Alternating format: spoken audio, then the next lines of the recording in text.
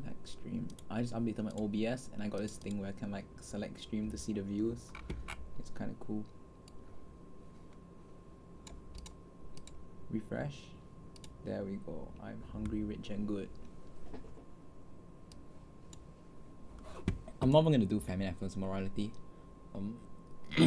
I'll do arguments to that another day. I feel like doing trolley problem, so I'm gonna do trolley problem. I think trolley problem is cool as hell. Okay, organ donor.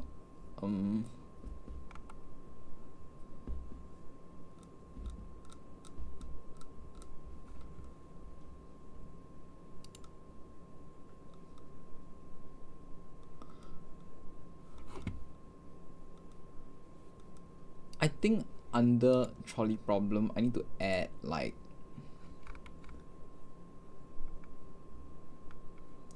I need to add different pages and then just call them like cunt. And then be like, I don't know. Harmless rape experiment.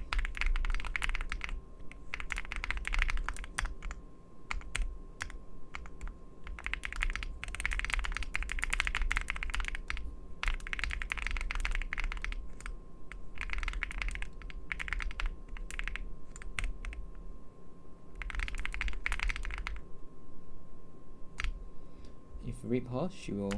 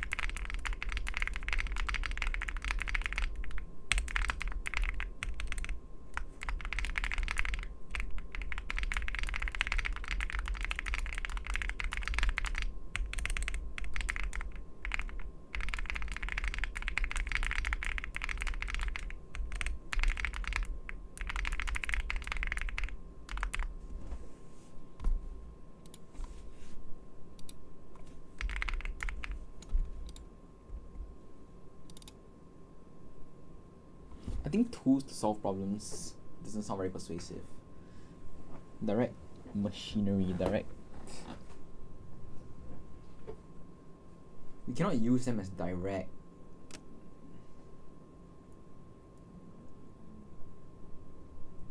Dolls, levers. We cannot use them as direct objects to solve problems. We cannot treat them as solutions to problems.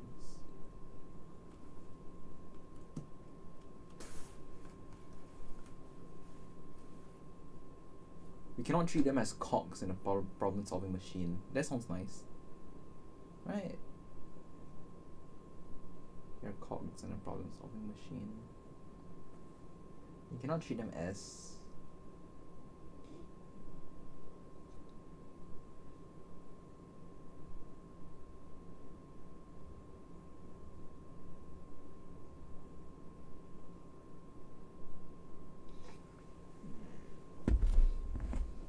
I think I'll say that.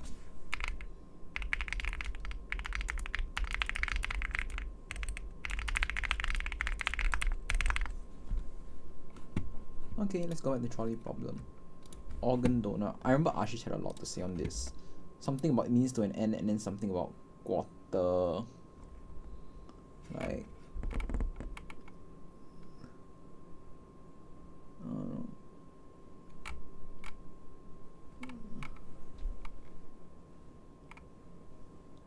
oh, here it is. And some of these are really hard. I don't know why I thought it was on my main page, but I guess it is. I think it's in part 1. Comments you make about what's good or bad. I'll talk about this as well. Heuristic. Utility, free choice. Oh, I need to do free choice. Just be stand responses to say. Nope. It was a really fucked up like argument to a governments that TV, and I am watching your father's TV at home all day, and I didn't know where this TV came from. I'm not blameworthy. Different. Because the AI would think, because it's so scary, correct? And if an AI is really smart, at what point will it reveal its evil self to us? It will only reveal its evil self to us at the point at which we couldn't possibly stop it. But all of evil, Parfit, PARFI, bring money to Kanye, please get dumb. Of a child who's been abducted and whose fingers are being sent back in the post every day. The idea is that every parent who's in that situation would do anything. We were pretty convinced we really won the debate, because the argument we then made was retribution means. Shit, right? Where is the organ donor example? Here are some. She goes about the rest of her life until she dies, exactly as if. Suppose a man has sexual intercourse with a woman who is unconscious. She does not consent to this, obviously, so that's obviously rape. Suppose that the woman wakes up and she never remembers this. There is no physical harm to her whatsoever. She goes about the rest of her life until she dies, exactly as if this rape never happened. And suppose as well that this man never ever commits that crime again, and he never tells anyone about it and no one finds out, right? A utilitarian would look at this scenario and say, what's wrong? It's clearly fine. One guy got pleasure, and the woman didn't suffer pain. So this is clearly a morally permissible thing to do. It might even perversely might have been a morally good thing to do, given that he got pleasure out of it, right? The vast majority of sensible human beings would say that this is pretty fucked up, right? This is not just moral evil, it's one of the most profound moral evils you can do to someone else. And the reason it's a moral evil, it's not because someone suffered, but it's because the man used the woman purely as a means to an end. He used her as a vessel through which he tried to achieve sexual pleasure, right? And this is a very, very difficult thought experiment for utilitarians to answer. Now, you might be thinking, well, I'm not sure I want to talk about rape in these sort of graphic terms in the debate, which is perfectly fair, right? You need to sort of be quite sensitive in the way you use this example. But I think that often when you think about these sorts of thought experiments, there's sort of more sensitive ways you can do it. So if you're not comfortable with that wording, you may want to say it instead. Like, if a public prosecutor was aware of a woman who was raped while she was unconscious and has no recollection of this, the public prosecutor most of the time would nonetheless go after the person who committed that rape, because they recognize that a moral wrong has still been committed, right? So you can always frame this in slightly as abstract senses and make it a bit more practical if that helps. And like this is like a classic example of how sheer use is unjustified. Now, if you're going to be making a thought experiment like this, you can't just say the thought experiment and leave it there. There's always two other things you need to do for the thought experiment. You need to explain that the thought experiment shows what you want it to show, right? In other words, that sheer use of a human being is wrong. But then you also need to give, if you can, an abstract argument about why this moral thing actually really matters, right? And so, in this sort of Kantian example, I would actually encourage you to at least think about trying to make the Kantian argument, right? Make the argument for Kantian deontology. And okay, don't actually make Kant's argument, because even Kant does not know what he's talking about. Like, he gives 4 different formulations on this categorical imperative, and none of them are equivalent. So he's got no idea what he's talking about. So I encourage you to use the formulation which this philosopher called Christine Korsgaard, Korsgaard, you can look it up. The formulation she uses is this. Imagine any outcome which you think is good, right? Like maximizing happiness, I don't know.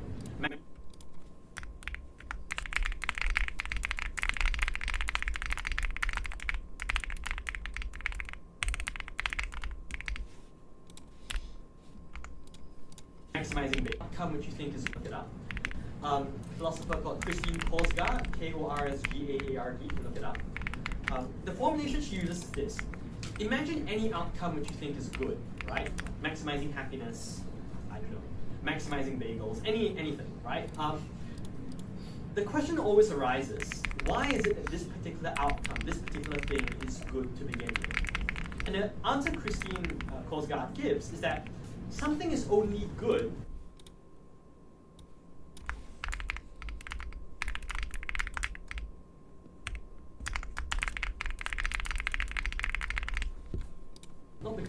desire, but because a human being has identified it as a good thing and willed it as a good thing. That they've actually chosen to actively make it a good thing in their lives. So the goodness of a thing does not come from the fact that it's desired. It comes from a deeper fact, which is the fact about human dignity and human autonomy. Right? In other words, pleasure is only good because it's been given value by human dignity and human autonomy.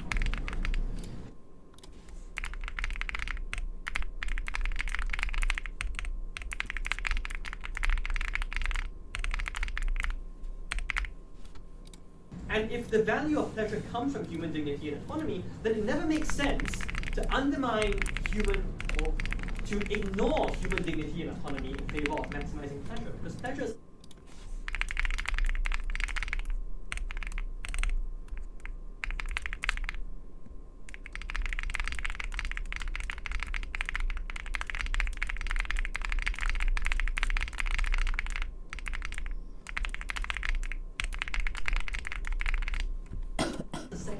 secondary good. The fundamental good is being a human and the dignity which comes with it, right?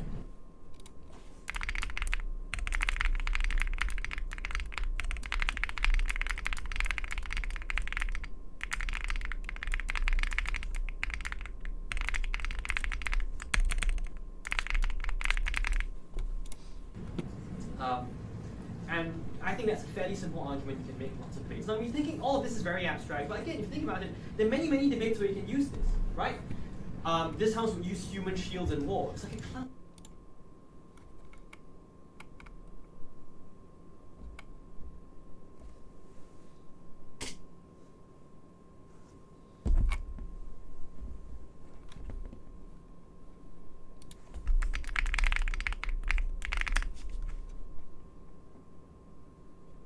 Holy shit, she has a... Extremely excited to introduce today's speaker.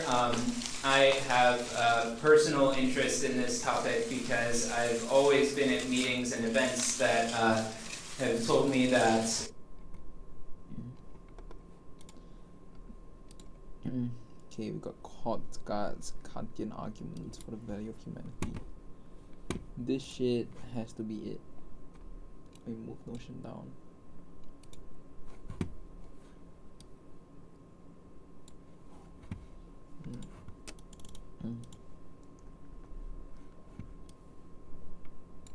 How long is this?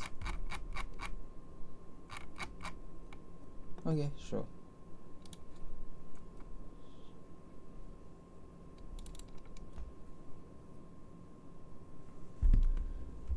New fancy model, okay.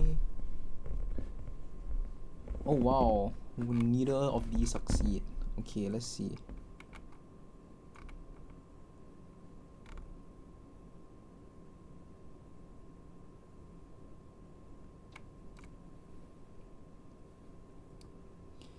When we act, we take ourselves to act reasonably and so person and in ourselves to be good.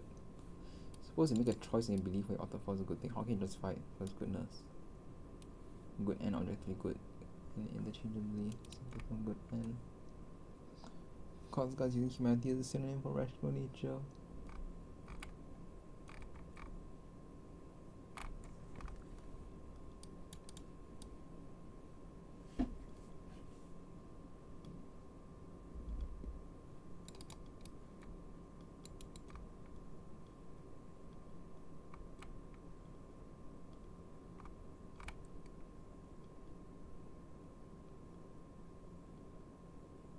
Bro, I understand nothing.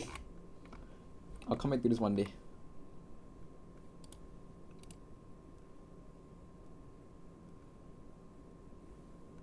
I understand nothing. Luckily, we got the AI mode. Okay.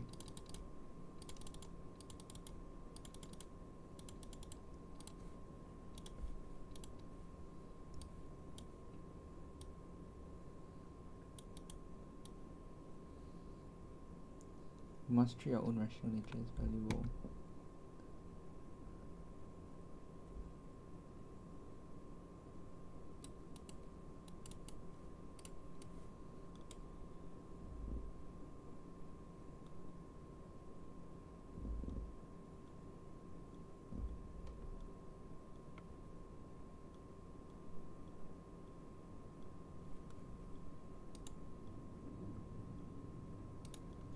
I don't understand why animals are subjects of our life.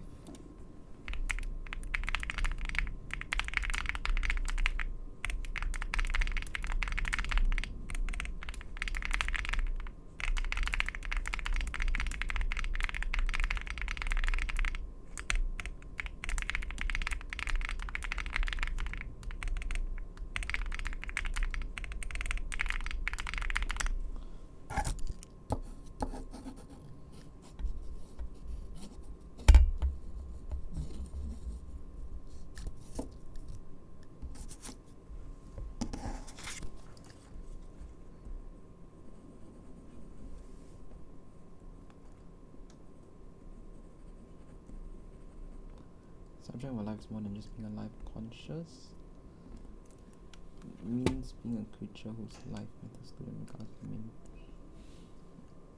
So you need beliefs, desires, perception, memory, and sense of their own future. Pleasure and gain, the experience of individual welfare. This fair sense of being the same individual over time, the ability to initiate action and pursue their own goals. Regan argues that all mentally more normal animals, mammals, clearly satisfy this condition, though he suggests many other animals like them do. The subject of a life status creates a moral claim to rights because it establishes inherent value. Regan argues that all subjects of a life have equal inherent value. This value does not depend on how smart, useful, like creature is built in. Do like super disabled humans have less claim to rights than people?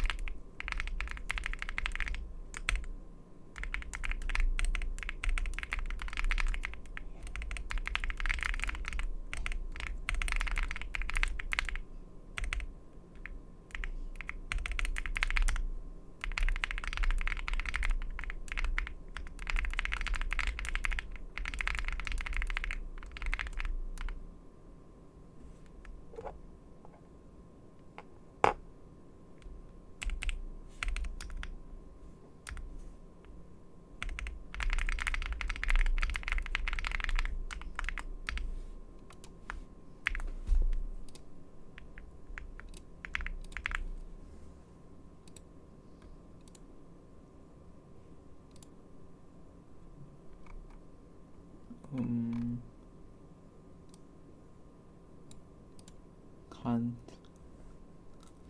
Okay.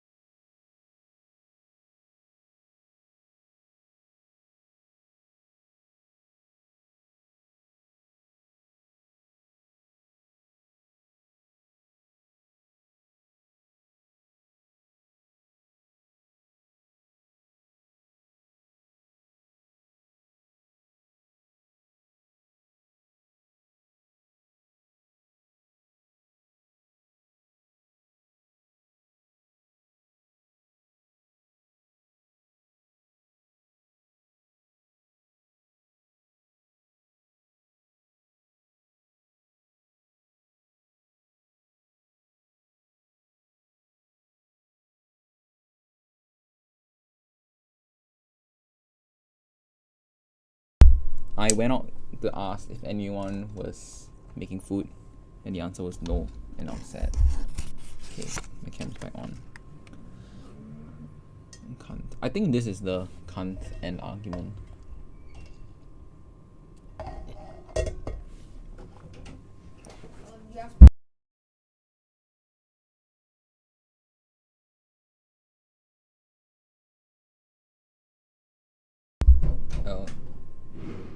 Yep, that chips clip. I got M&Ms. I think this is it. So in a debate, I'll just intuit harmless rape, and if it was necessary, I will use Christine Korsgaard, I guess. Oh wait.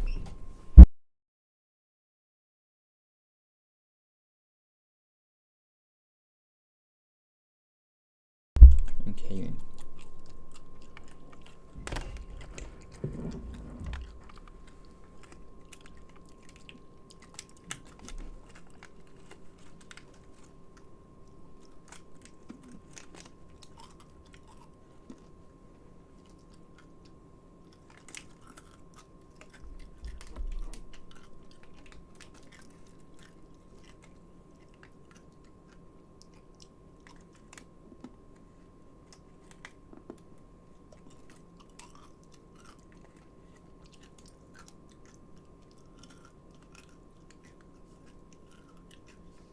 Wait, this argument is so ass.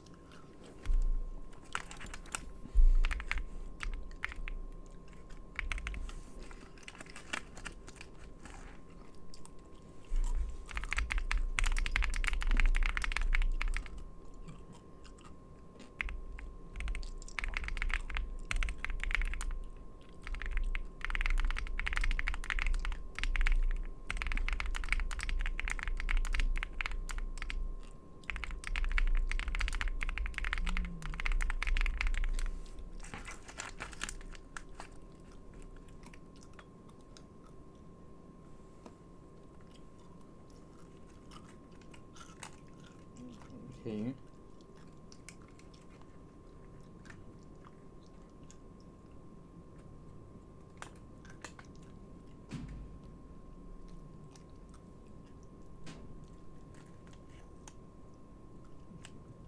I understand.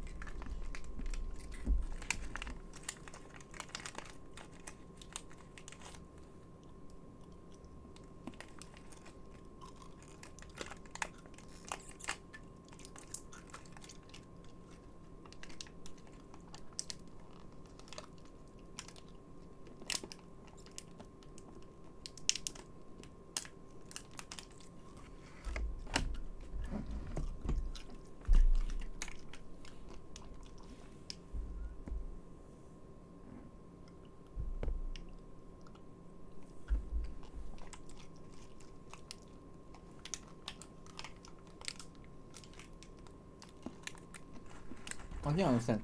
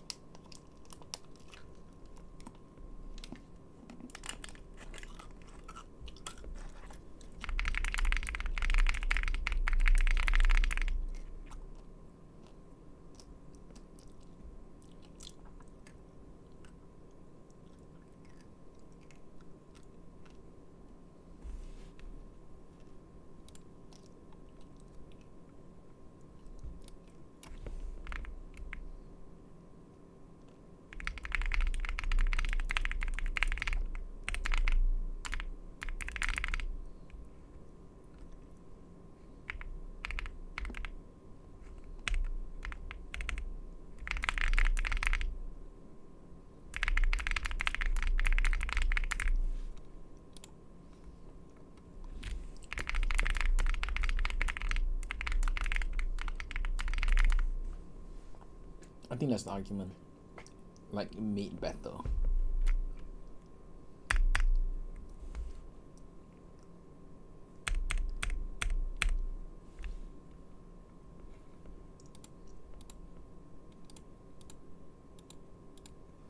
No, this deserves an animal rights, like.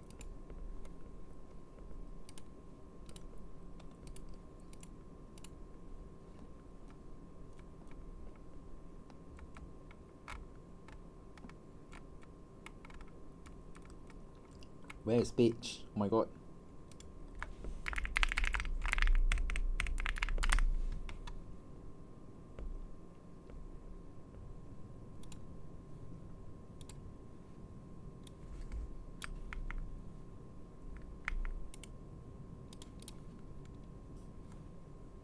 Okay, let's go back to ethics, animal rights, paste that.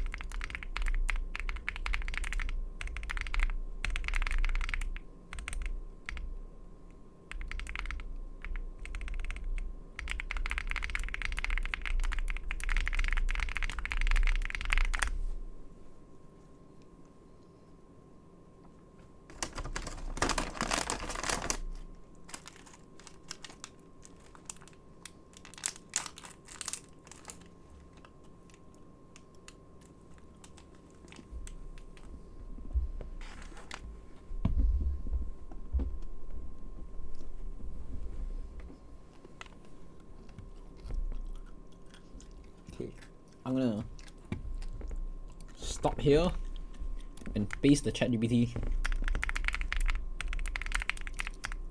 until my question gets answered. Because it's an important question. like what I want to find out is that if I want to prove that a metric is arbitrary, then is it possible for me to just creep further and further down the spectrum and show that it's absurd to draw a line? So for example, if I'm like, who is allowed to say the N-word? If you're 99% black, confirm can. 85% black should be can. 75% a bit weird, but like my whole family is black except from like my grandmother on my mom's side, like probably can. Then like as you creep down, 50% is grey, right? 25% is like, what the hell? Probably not. Right? Then 10% is like, no lah, like obviously not. So like it feels like the metric then becomes arbitrary because it is inconsistent to spectrumization. Not inconsistent. Like the logic cannot hold up in the face of spectrumization. I guess I can't see Notion.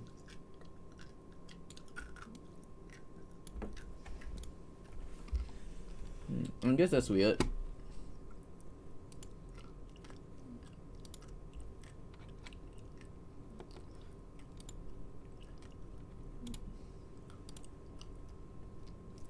Classic example, because everything I said applies directly to that debate. Using someone as a human shield is like one of the best examples of using someone purely as a means to an end. Right? If you make an argument why it's never permissible, even if it saves lives, just win debates straightforwardly. Same for debates about torture. Same for debates about chemical weapons, right? So yeah, I think just good to keep this in the back of your mind when you're sort of encountering these sorts of debates. There's sort of some creative applications as well for the maxim that you should never use people as a means to an end. So I think recently I did a debate, people should remain unnamed, which is about like whether or not basically people should just stop having children, right? Human race to gradually go extinct. And if you think about it, given that children are able to consent to anything done to them, and before the age of 2, they aren't even aware that they exist as separate beings from other people. They don't pass the mirror test, right? When they look at themselves in the mirror, they don't recognize it's them.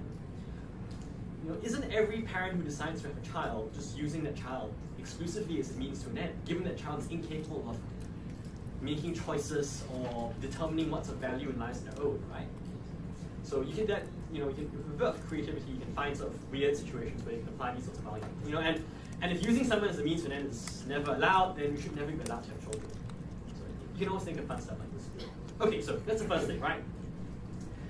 The second problem with utilitarianism is often said that it ignores special relationships we have. Because under utilitarianism, my moral relation to every single human being is exactly the same. I don't have special obligations to my parents or my loved ones. I don't have special obligations to people who have helped me out in my life. I don't have special obligations to someone to whom I've made a promise, even if that person has relied on that promise and be hurt by me violating that promise, right? And people say this is a problem for utilitarianism. And if you need a thought experiment for this, I think one which can sometimes be used is sort of like the classic, the organ donor thought experiment, which I'm sure some of you have heard of, right? The thought experiment goes, if a patient goes to a clinic with a relatively mild disease, right? And the doctor or surgeon happens to have 4 people dying in rooms in the hospital who desperately need organ transplants. Let's say like a heart, or a liver can't go back, so I suppose you can't use them. Imagine 4 organs which, if taken out of your body, would kill you, right? A utilitarian would say the right thing for the doctor to do would be to tell this patient to just walk in the door. Yeah, sure, I'll help you, I'll do all the nice things for you. But then murder the patient, steal their organs, and use it to save 4 lives, right? Now, obviously, one explanation for this thought experiment is what we just talked about, that this is using someone as a means to an end. Right? But there's a second explanation, which is that when someone comes to you and asks you for help, and you agree to help them, and they put themselves in a specifically vulnerable position vis-a-vis you, like they agree to be, I don't know, like put under general anesthetic, for instance. Experiment is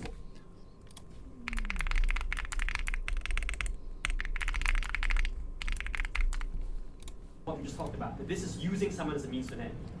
Right? But there's a second explanation, which is that when someone comes to you and asks you for help, and you agree to help them, and they put themselves in a specifically vulnerable position vis-a-vis you, like they agree to be, I don't know, like put under general anesthetic, for instance. you end up owing special obligations to that person by virtue of the fact that you put them in that vulnerable situation in the first place.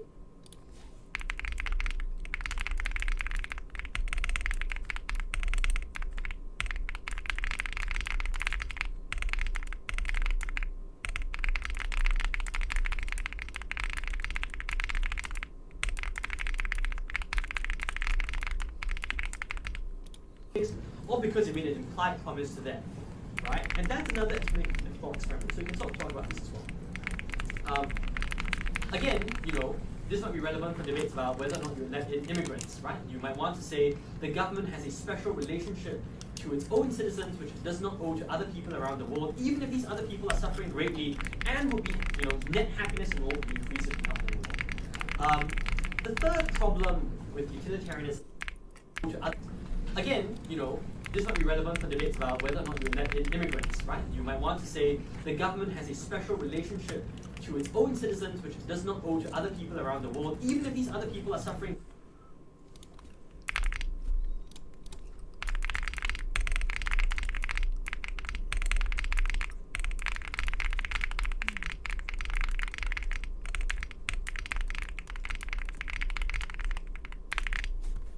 Greatly, and will be, net happiness and will be increased if you help them more. The third problem with utilitarianism is that it does not distinguish between experience and meaning. It's a kind of a hard concept to get at, but the idea is that utilitarianism values fake experiences as much as it does real ones. I think like a sort of a canonical example thought experiment is the one which Robert Nozick came up with. You might have heard of it, N-O-Z-I-C-K.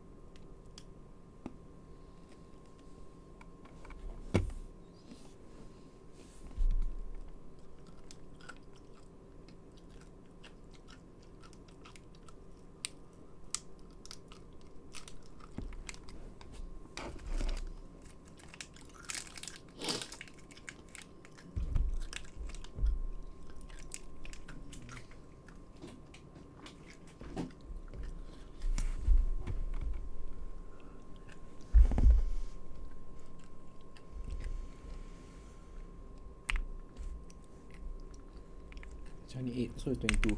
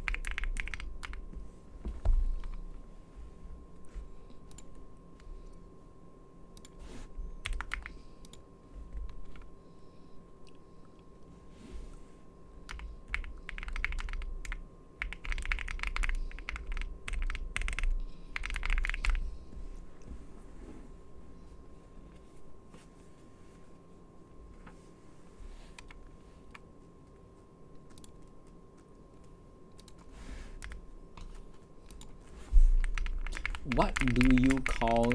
Okay, wait. We call people who believe in you... I'm just gonna voice message it. We call people who believe in utilitarianism utilitarians. We call people who believe in Immanuel Kant's teaching Kantian. What do we call people who believe in special relations? The lengths I go to metaphor bullshit.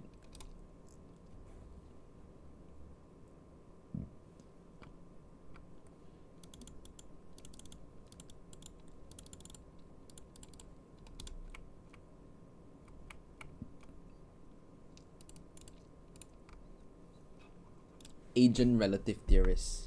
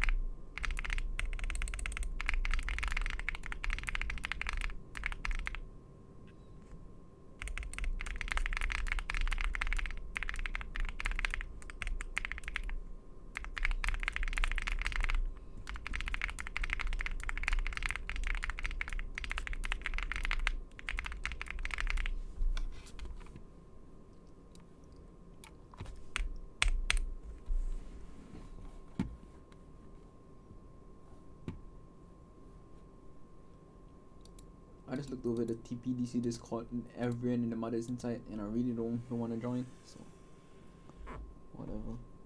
I hope the friendship brews out. God, this one guy didn't get an exco role, and then like I want to see something about most of you from debate. I want to relive my life or become someone who does sports or dance. Why did I pick this? I really can't do anything right in life. Oh, shut up. I don't care. Not so deep. Like, I bitched about it to like 3 people. Like, politics. And I pissed off. Fuck. Yeah. Thank God I'm not beholden to the crowd. I'm pissed off every Thursday. Oh no, where does Dave go every Thursday? Eat shit.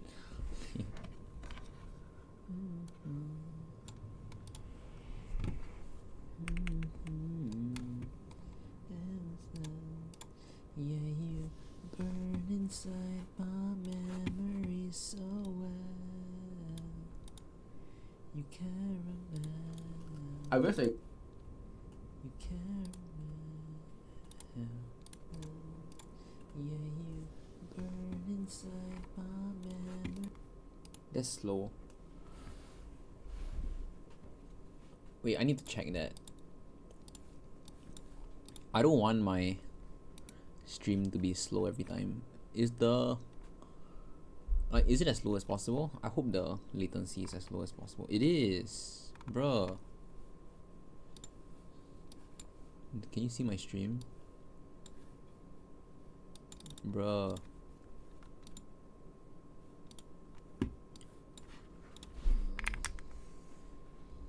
Yeah, come and see it.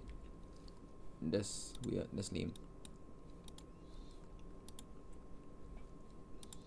Okay, I click into this. And then this one is normal latency. What the hell, bro?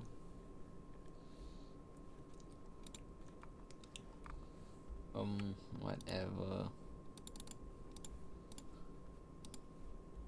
I'll fix it one day.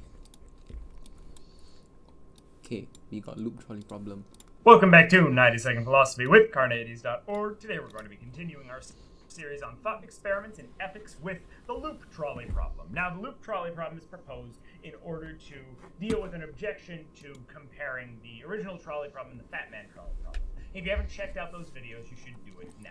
The objection says that the only reason we're uncomfortable with pushing the fat man onto the tracks is because that means that we're using one human being in order to save some others. The loop trolley problem goes as follows. Imagine, once again, we have a trolley hurtling down some tracks. Right now it's set up, it's going to run into 5 people. Or we can hit a button, and it will go around the other set of tracks. If the trolley goes thus, the original problem that was posed, and let 5 people die, the utilitarian and the deontologists are still where they've always been.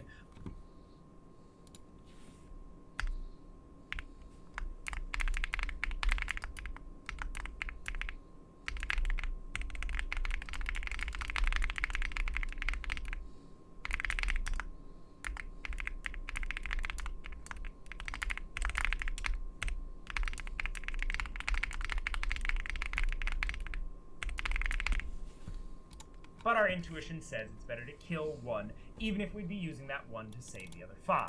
That was the loop trolley problem. Next up is the man. Let's try fat man, fat villain man in the yard.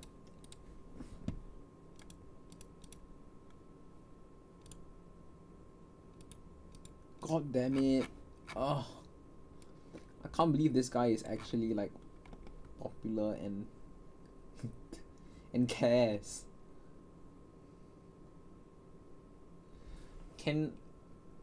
I just realized I can search trolley problem. Okay, I'll do that. Fuck me, bro.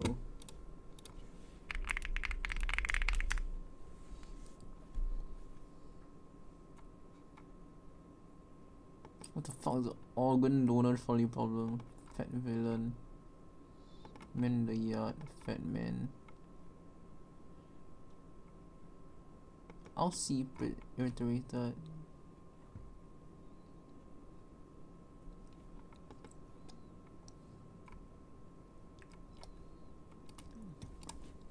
Candy? Welcome back to Carneades.org. Today we're going to be looking at a dramatic reading of a fun little article entitled, Can Bad Men Make Good Brains Do Bad Things? This article pokes fun at the ridiculous and convoluted examples that are often posed in such thought experiments as the trolley problem. If you haven't checked out my videos on the trolley problem and you're unfamiliar with it, you should do that now. Speak faster. Can Bad Men Make Good Brains Do Bad Things? By Michael F. Patton. On Twin Earth, a brain in a vat is at the wheel of a runaway trolley. There are only 2 options that the brain can take: the right side of the fork in the track. On Twin Earth, a brain in a vat is at the wheel of a runaway trolley. Make Good Brains Do Bad Things. Not. By Michael F. Patton. On Twin Earth, a brain in a vat is at the wheel of a runaway trolley. There are only 2 options that the brain can take: the right side of the fork in the track or the left side of the fork. There is no way in sight of derailing or stopping the trolley, and the brain is aware of this, for the brain knows trolleys. The brain is causally hooked up to the trolley, such that the brain can determine the course which the trolley will take. On the right side of the track, there is a single railroad worker, Jones, who will definitely be killed if the brain steers the trolley to the right. If the railman on the right lives, he will go on to kill 5 men for the sake of killing them, but in doing so will inadvertently save the lives of 30 orphans. One of the 5 men he will kill is planning to destroy a bridge that the orphans' bus will be crossing later that night.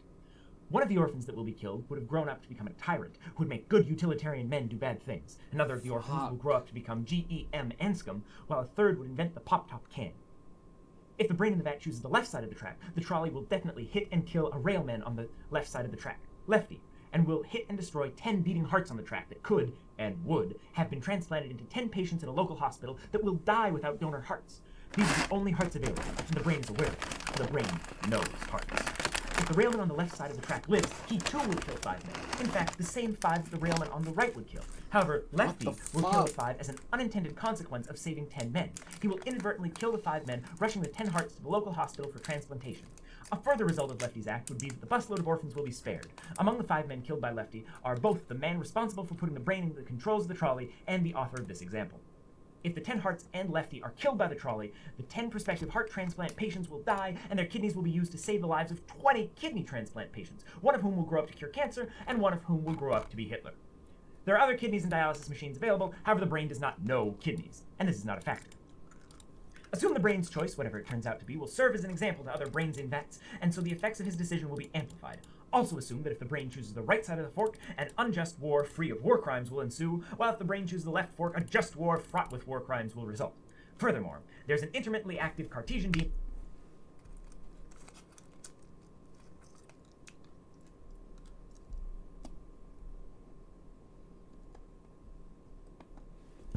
I just understood what that meant. Ball.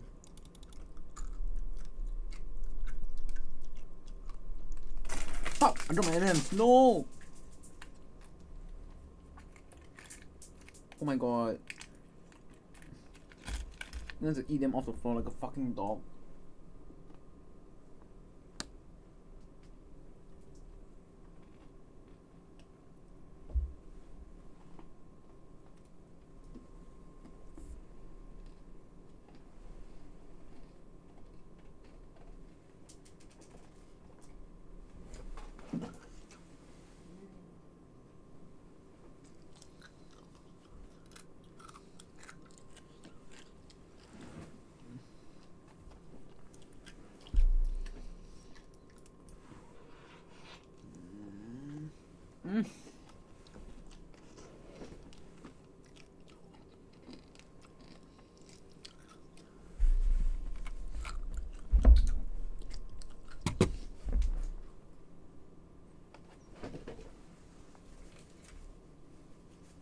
Bro, this pisses me off. Where did all my M&Ms go?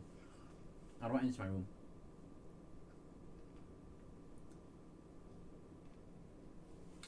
God.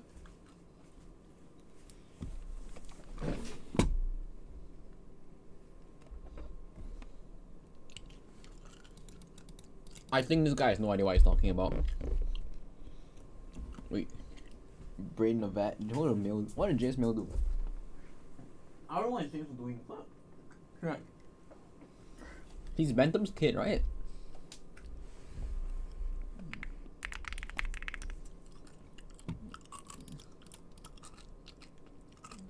Oh, he did harm principle.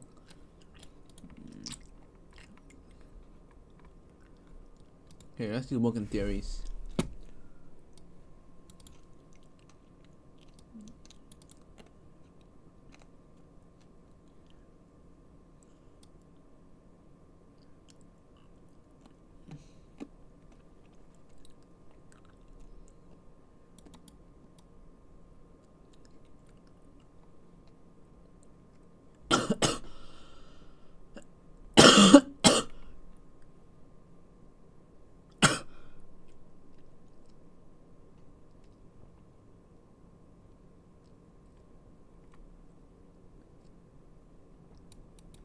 Wow.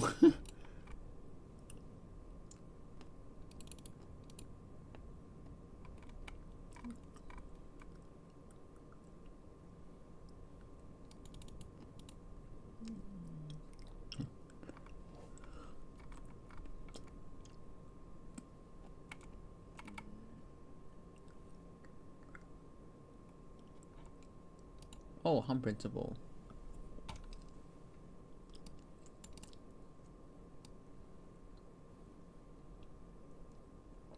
Wait, no, this is just... What the fuck? That's marketplace of ideas.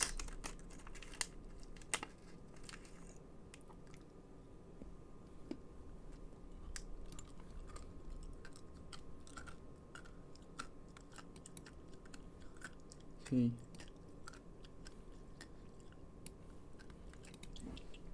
The only purpose for which power can be executed against someone means your will. Harm for others. So I kill a murderer, good. I kill someone about the murder, good. I kill someone for certain I know kill a murder. When do I kill them? Oh, that's a good question. Let me write that down.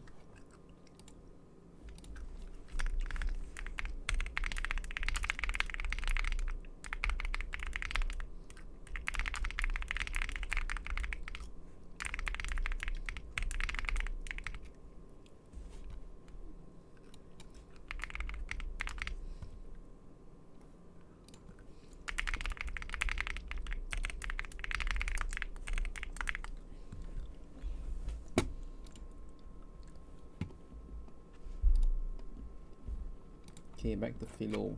No, not philo. Is that it? Bruh.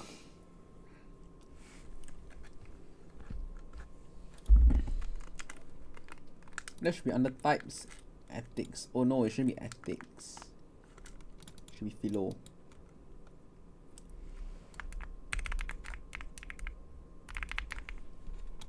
And now add autonomy.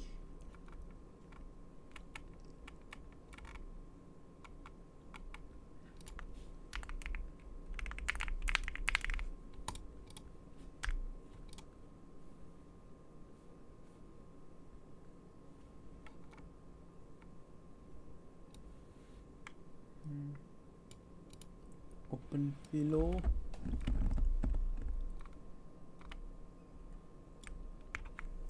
Slap all of that shit into autonomy. Let's delete philo. There we go.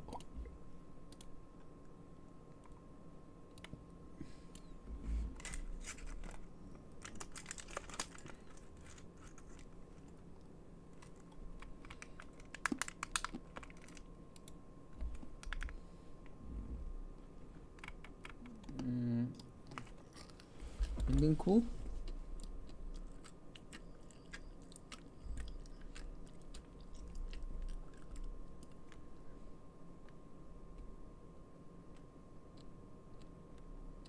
Is data an extension of personhood?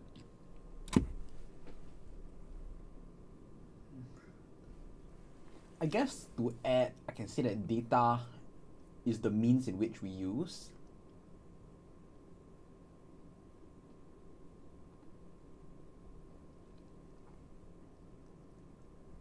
Data is the means in which we identify whether things are good or bad. It is very hard for the average person to understand whether colonialism is good or bad, but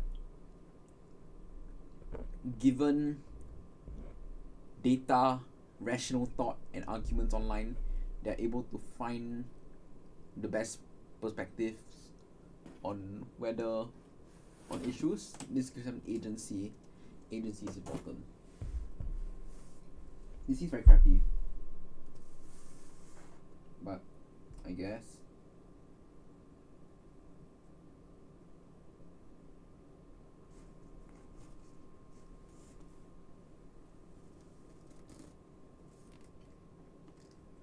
Yeah, you burn inside my memory so well. You caramel.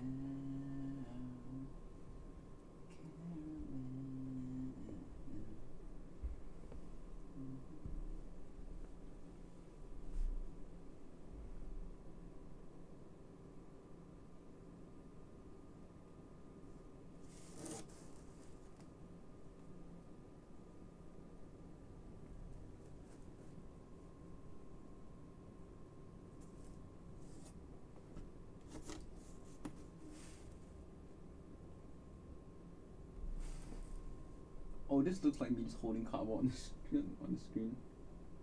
That's funny. That's the instructions for my chair. I love it. I'm gonna keep it like, just because it's so well made. I don't know why they decided to make it and print it in such high resolution on a piece of cardboard, but they did. It is so well made that I want to keep it. Go here. I'm so glad that I got the Omni instead of the Fern. The Halo Fern is so good, but it just it doesn't scream comfortable to me. This screams soft and plush and loungy, and I love loungy. I could accidentally fall asleep in this chair more than my bed. That's how comfortable it is.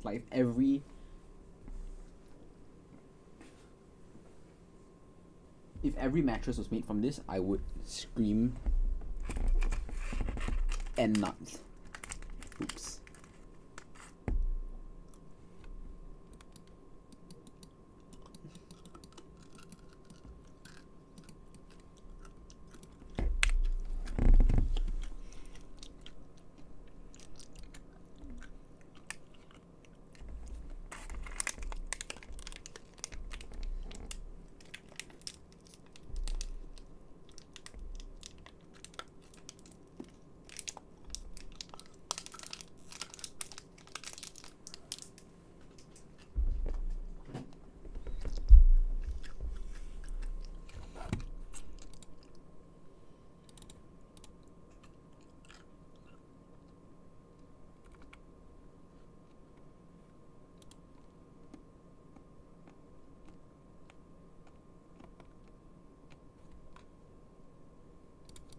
deceiving the brain in such a manner that the brain is never sure if it is being deceived. Question: what should the brain do? That was Can Bad Men Make Good Brains Do Bad Things by Michael F. Patton. Watch this video and more at Oops.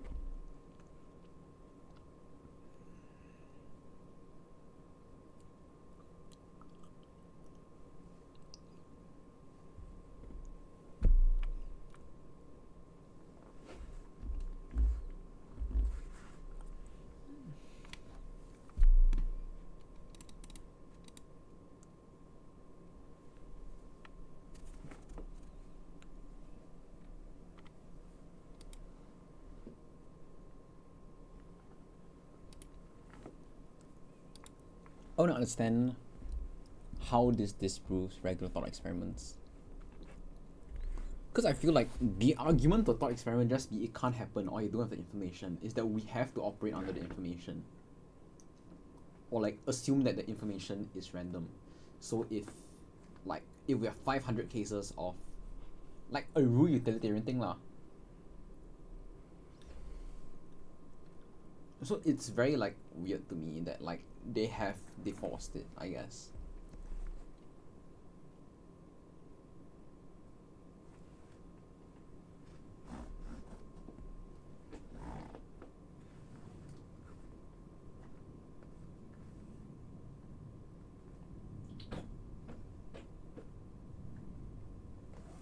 I just heard the loop in my chest squelch and I just like had the most terrible visceral reaction to it ever. I hope that I never hear it. Ew, that's terrible. Ah, that's fucking terrible. I never want to hear that shit squelch again.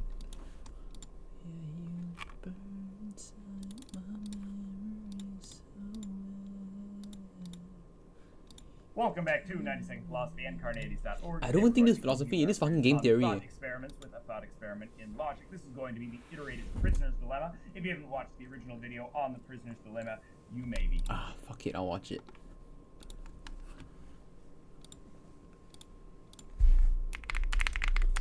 I wonder how he turns it into like a philosophical thing. Welcome back to Thought Experiment His mic is so bad. with Carneades.org. Today we're going to be looking at a thought experiment in logic, specifically the prisoner's dilemma.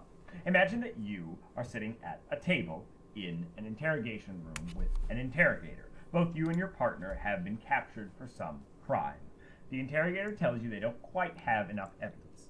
If you rat out your partner and he doesn't talk, you will go free and he'll go to prison for 10 years. But if your partner rats you out and you don't talk, then you'll go to prison for 10 years and he'll go free. If nobody talks, you'll both go away for 1 year because they have enough evidence to get you for a smaller crime. But if you both rat each other out, you'll both go away for 5 years. The question is, what should you do? Well, let's take our table and make a table. If you don't rat and your partner doesn't rat, you both go away for a year. If you rat and your partner doesn't rat, you go away for no years and he goes away for 10 years. If you don't rat and he does rat, you go away for 10 years and he doesn't go away for any years. If you both rat, you both go away for 5 years. What should you do?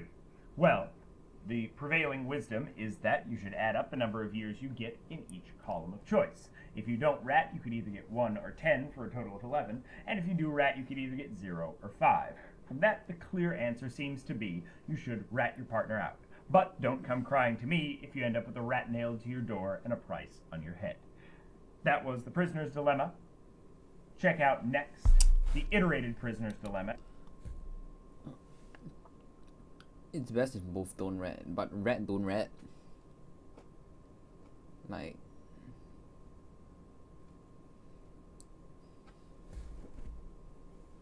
okay.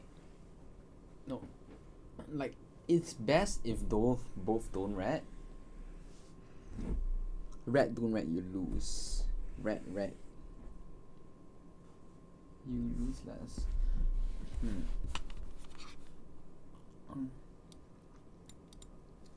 I think I'll think of it from a Mr. B standpoint.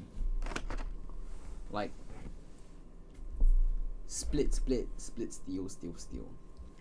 So, like,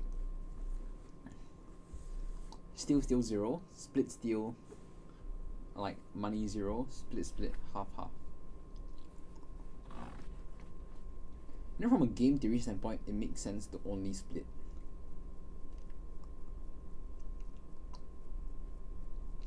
But because it makes sense to only split, then the answer is to steal. But if the answer is to steal, then you lose. So the game theory standpoint still has to be split.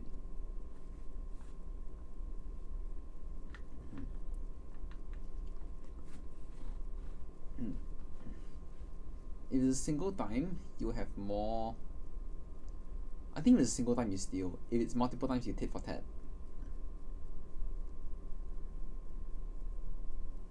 I guess it's quite confusing to me. I think so lah. Why am I okay with that? No. I don't think so. Nope, I'm not thinking so today. That's not fine. From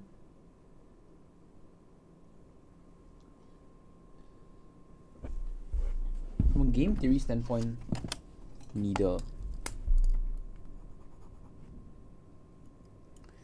Welcome to Game Theory. This is the show where... Hello, Internet. Welcome to Game Theory.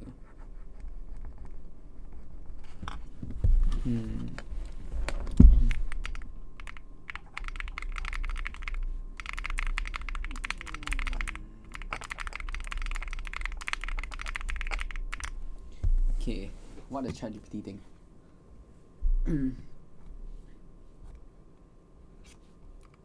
Okay.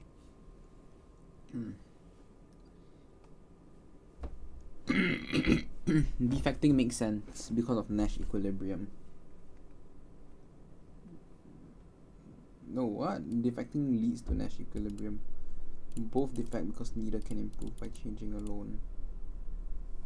This makes sense. If they cooperate, I get more by defecting. If they defect, I lose less by defecting.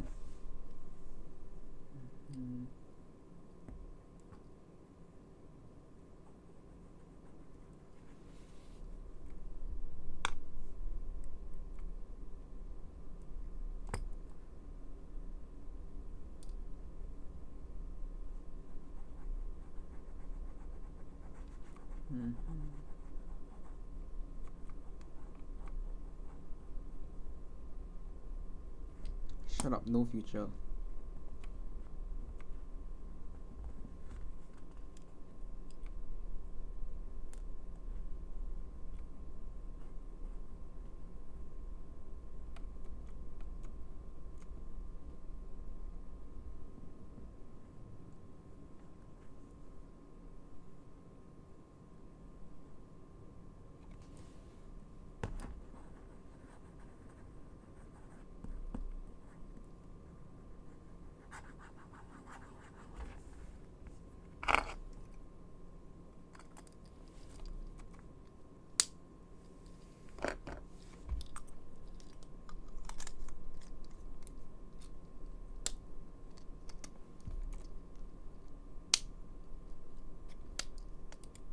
Understand.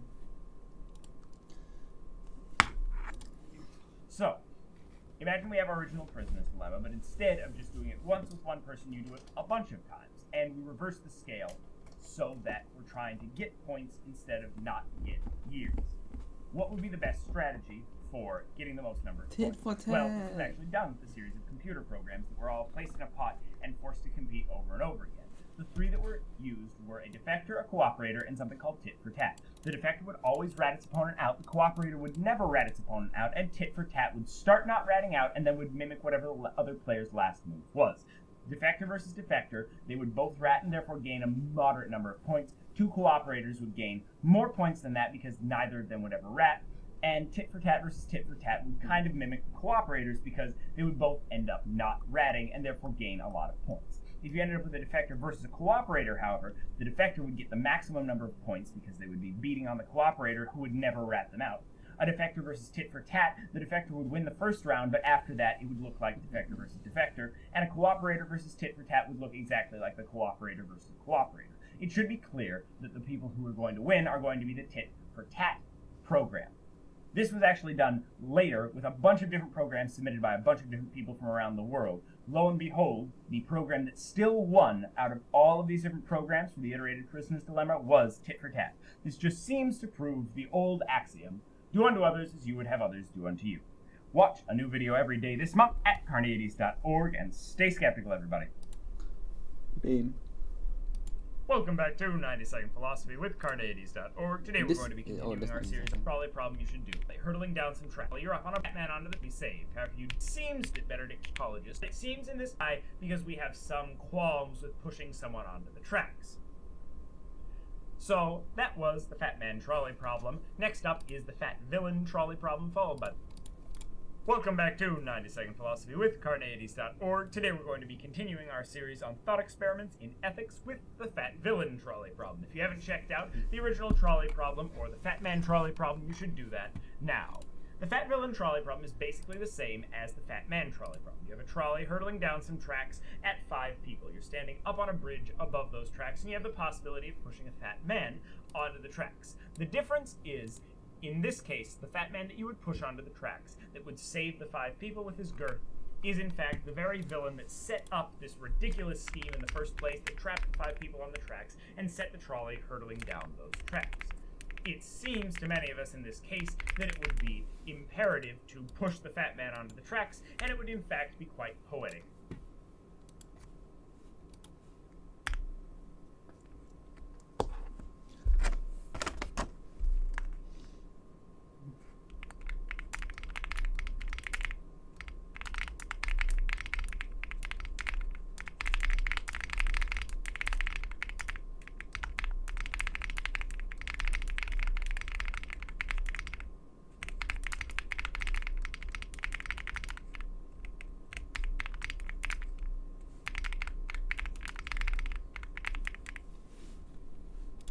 Justice. However, the original question still remains: is it better to kill 1 person or let 5 people die? The utilitarian is still going to answer it's better to kill 1. The deontologist, even though the fat man is now very guilty, will still say let 5 people die because it's always wrong to kill. And our intuition, it seems, in this case, will say it's better to kill 1 because it was his fault the whole problem started in the first place. That was the Fat Villain trolley.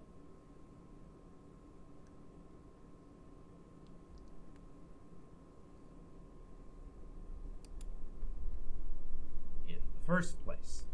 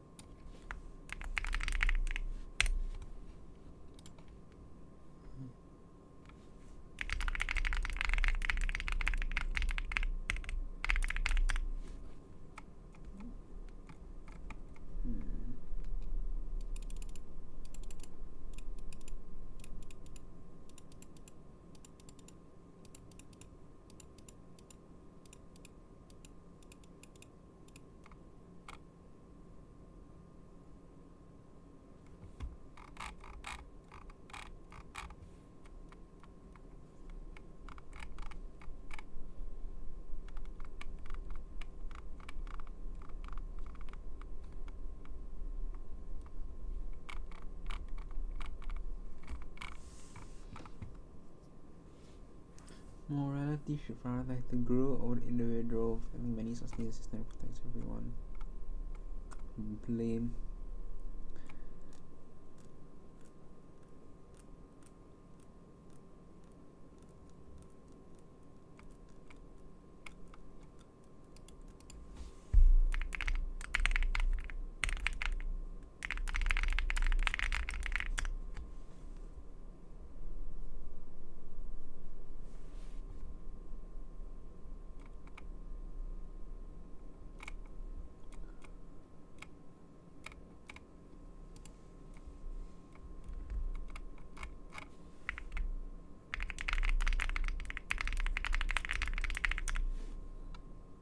When do we not push the villain?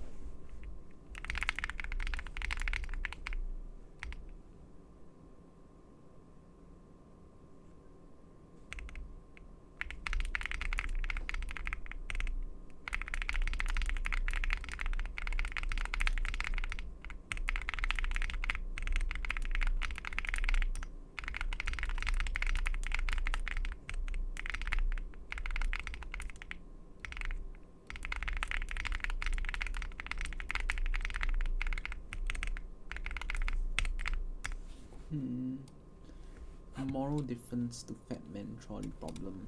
I feel like it's more than just the man being a means to an end. I feel like there's something that like visually speaks to us when we have to physically push the man and involve ourselves in the situation. Okay. Let's pull it back. What if it's a man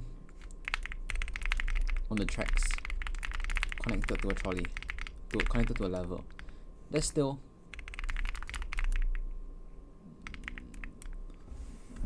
so if it's a man on the tracks connected to the lever, we still wouldn't pull the lever. If the train diverts,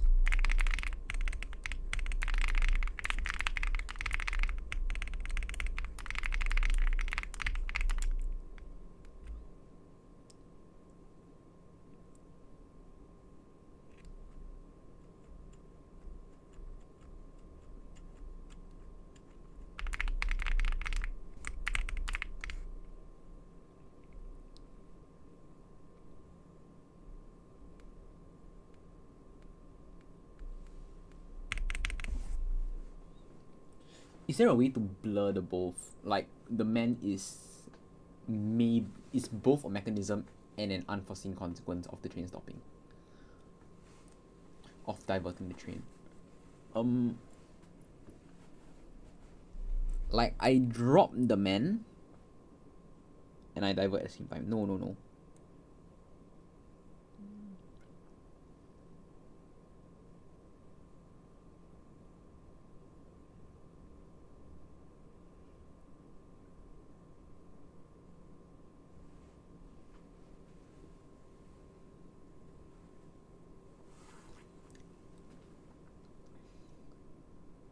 I force the man to send a message.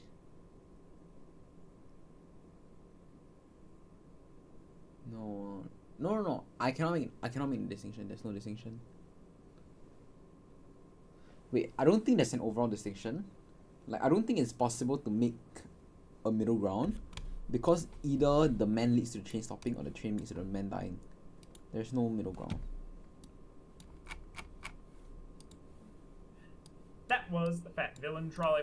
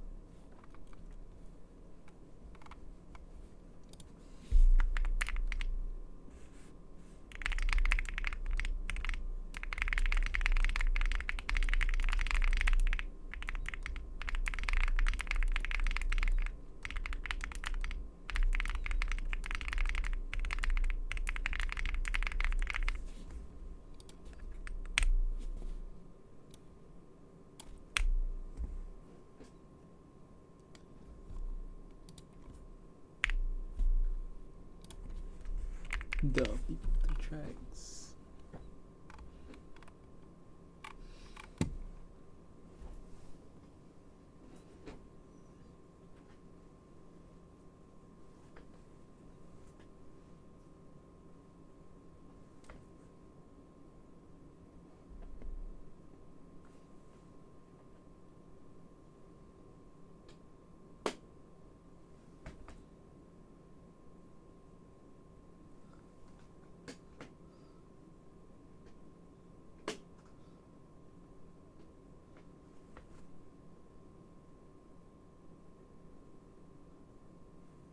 Is my neck?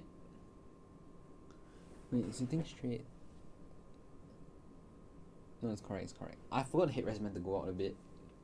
Because my neck isn't flush with my back. I'm an idiot. Is this the first setting? Oh, it's not. This is the first. Oh, it's on the second setting. Oh, the first setting not bad.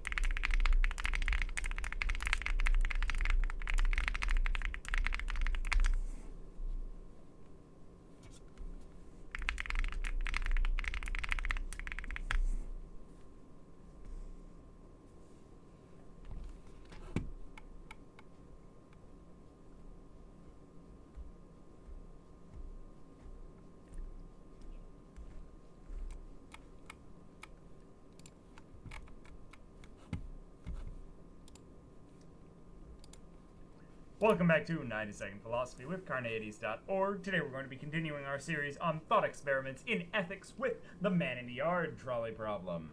This trolley problem goes as follows. We have our normal setup of the trolley hurtling down the tracks. It's going to kill 5 people unless you pull a lever and send it down the other tracks. But this time, when it goes down the other tracks, it's going to tumble down a hill and land in a man's yard where he's asleep in a hammock. The trolley will, of course, kill him.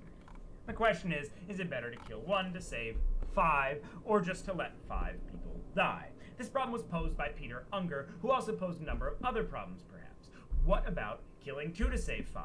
Killing 3 to save 5? Killing 4 to save 5? What if you... The trolley problem goes as follows. We have our normal set, Carneades.org. Today we're going to be continuing our series on thought experiments in ethics with the man in the yard trolley problem. This trolley problem goes as follows. We have our normal setup of the trolley hurtling down the tracks. It's going to kill 5 people unless you pull a lever and send it down the other tracks. But this time, when it goes down the other tracks, it's going to tumble down a hill and land in a man's yard where he's asleep in a hammock. The trolley will, of course, kill him.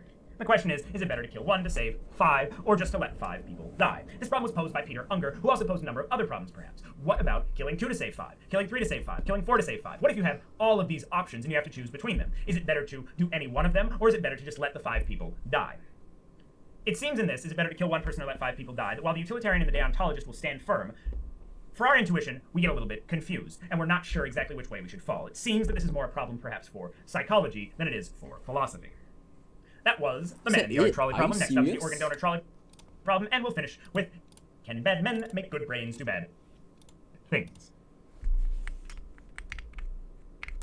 Explain the man in the yard trolley problem. I'm never gonna share my ChatGPT window, but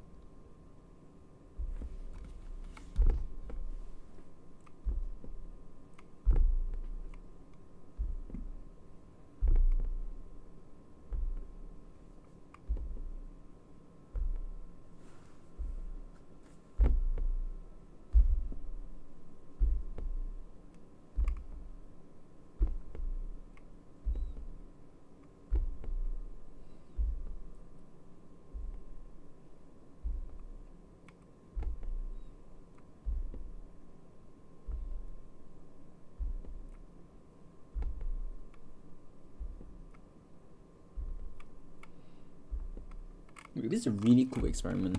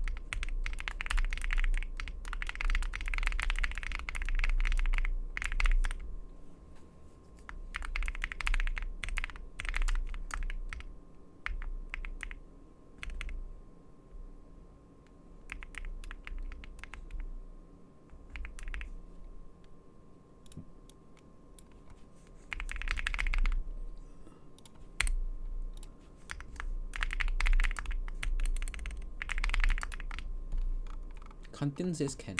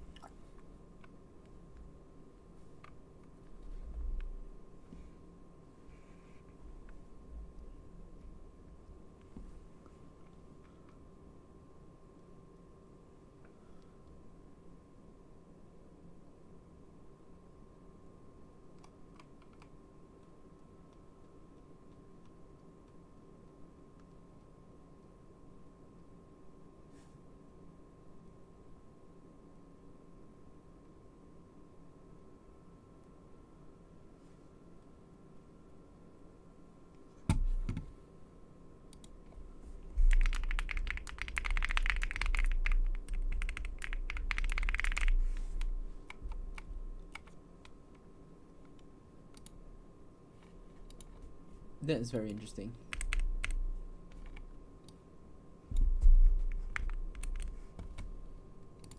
Let me paste this into workbook.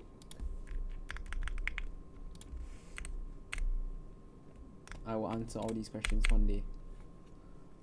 For today, I will create a document for... Oh no, wait, I wanted to watch the guy's video. Sheriff. That is McCloskey's insight. He realized that utilitarianism was based on a principle that doesn't care about who gets what consequences. This time, we are talking about what is probably the most famous argument against utilitarianism that has ever been suggested in the history of moral philosophy. And this is a famous argument involving a sheriff. It comes originally from the philosopher H.J. McCloskey. McCloskey introduced this example, and the example is what's called a counterexample, which is a specific type, a counterexample, is a specific type of objection to a claim or a moral theory. We'll come back to exactly what a counterexample is. I'll say something briefly about that, but actually, I think I have another video about counterexamples. If I do, then I will link to it somewhere. If I don't, then I won't. But we didn't read anything by H.J. McCloskey. We read, for this course, something written by J.J.C. Smart. Smart was a philosopher who lived and worked mostly in Australia in the 20th century. I believe he died in 2012. And he was a utilitarian. So he was defending utilitarianism, but he knew that McCloskey had introduced this really famous, really powerful objection to utilitarianism. And so the portion of Smart that we read for today is the portion where he first summarizes McCloskey's sheriff example, and then he responds to that example. He responds to the objection to utilitarianism. And so we're going to talk about both of those today. First, however, let's remind ourselves a little bit about utilitarianism. Right? So utilitarianism, as we've said before in this course, is the moral theory that says that we are required, morally required, to do whatever action will produce the outcome with the greatest total of pleasure minus pain. That's utilitarianism. And we saw, right, that utilitarianism is a version of consequentialism. And consequentialism is the sort of more general moral theory that says you have to do whatever is going to produce the best outcome, whatever is going to have the best consequences. So it's the consequences or outcomes that matter. What makes an outcome good? Well, what makes an outcome good, according to the utilitarian, is answered by another theory that we've been calling aggregation. Aggregation is the theory that an outcome is good, a situation involving lots of people is good, if the total or the sum of how good that situation is for individual people is the greatest. So aggregation is just the addition theory of the goodness of situations. But then, well, so you figure out what to do based on the consequences, says consequentialism, and then you figure out how good the consequences are, which is the best consequences. You figure that out by adding up how good those consequences or those situations are for individual people. But then you have the question of, well, what makes a situation good for individual people? And the answer to that, according to the utilitarian, is hedonism. Hedonism is the theory that says that a situation is good for an individual person if it maximizes, to the degree in which it maximizes their pleasure and minimizes their pain. Hedonism says that pain is the thing that matters ultimately for people. It's the thing that's good for people, pleasure is the thing that's good for people, and pain is the thing that's bad for people. Okay, so utilitarianism, as we've been saying in this course, is the combination of these three sub-theses. Notice that this sheriff example that we're going to talk about today, summarized by J.J.C. Smart, originally from H.J. McCloskey or whatever, this example is going to put pressure on aggregation. It's going to put pressure on the idea that what makes a circumstance or a situation good is the total sum of how good it is for all the individual people. Here, in one sentence, is the objection to utilitarianism. Here we go. Suppose that the sheriff of a small town can prevent serious riots in which hundreds of people will be killed only by framing and executing as a scapegoat an innocent man. Okay, so we understand what the scenario is. Some crime has been committed, some terrible thing has happened, and the people are convinced that someone did it. They think they know who did it, and the sheriff knows that that person is innocent. But the sheriff can't convince these agitated citizens, and if they don't get what they see as justice, they're going to riot. And it's just definitely going to happen that hundreds of people are going to be killed in these riots.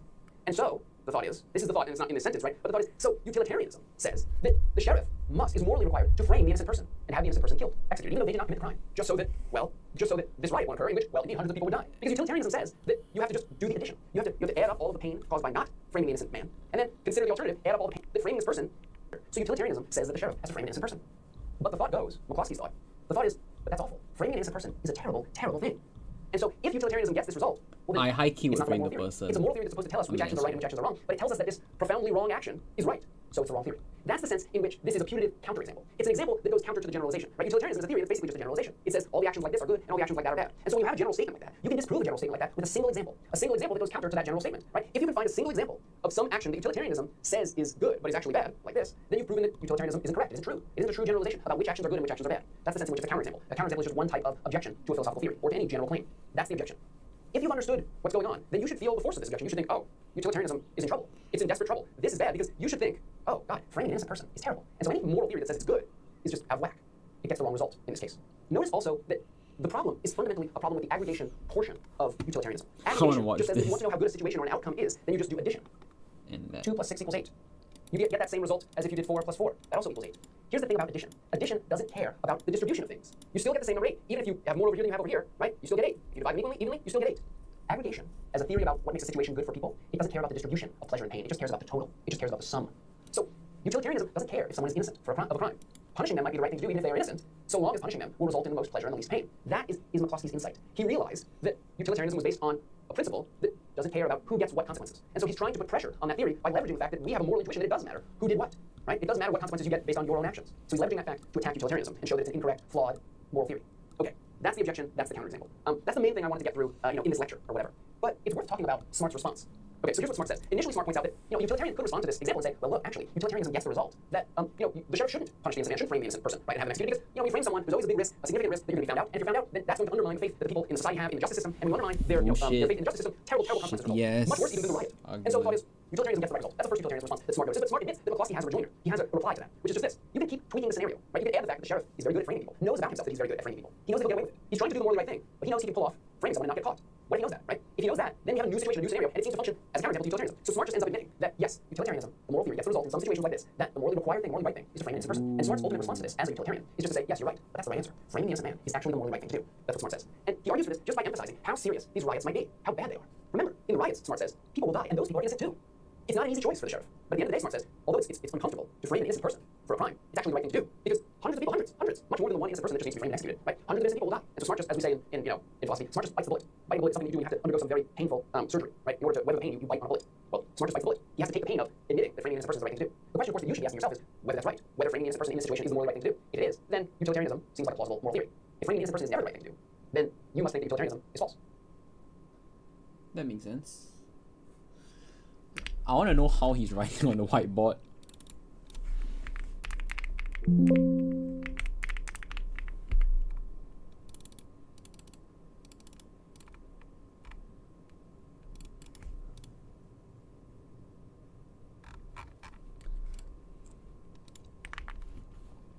Let me take a screenshot of ChatGPT. How is he writing on the whiteboard?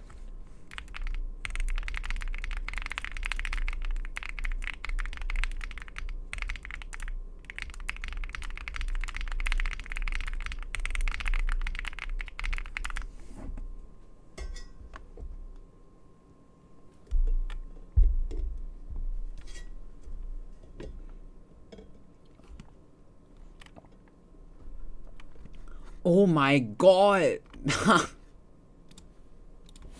I'm an idiot! Of some action statement, right? If you can find a single example of some He action mirrors the says these video. good, which actions are bad, like this, then you've proven that utilitarianism isn't correct. It's true. It is a true generalization about which actions are good and which actions are bad. That's essentially just a counterexample. A counterexample is just one type of objection to a philosophical theory or to any general claim. That's the objection.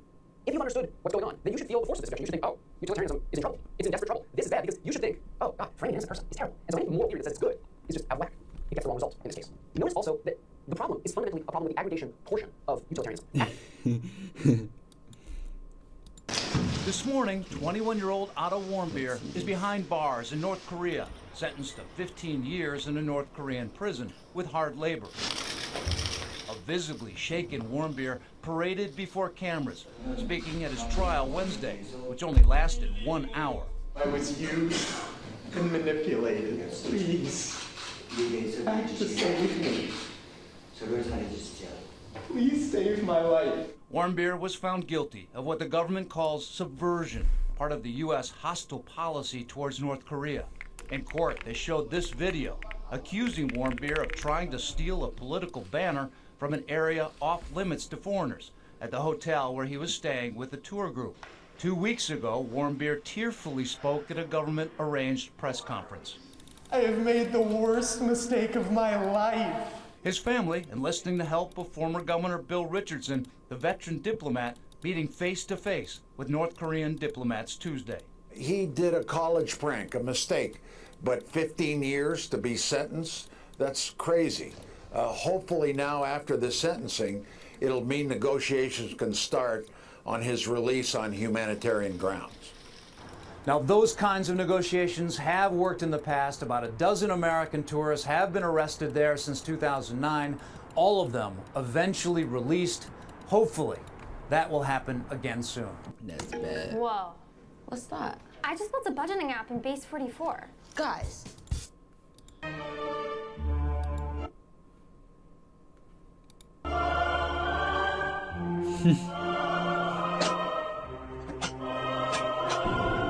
I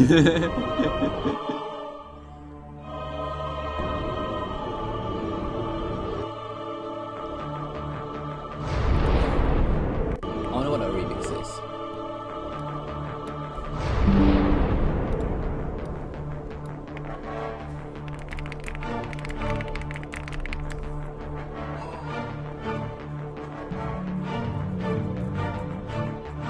My homeland is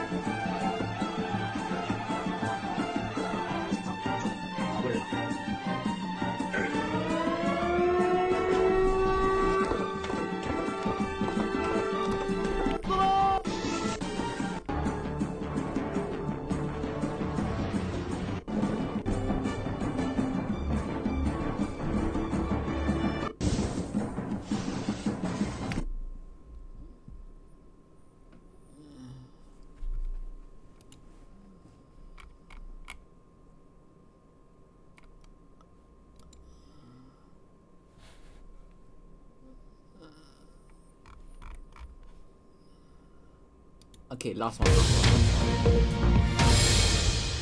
Вы знаете, я не берусь ответить. No, wait, that's Hitler. No, he's not. Never mind. Speak directly.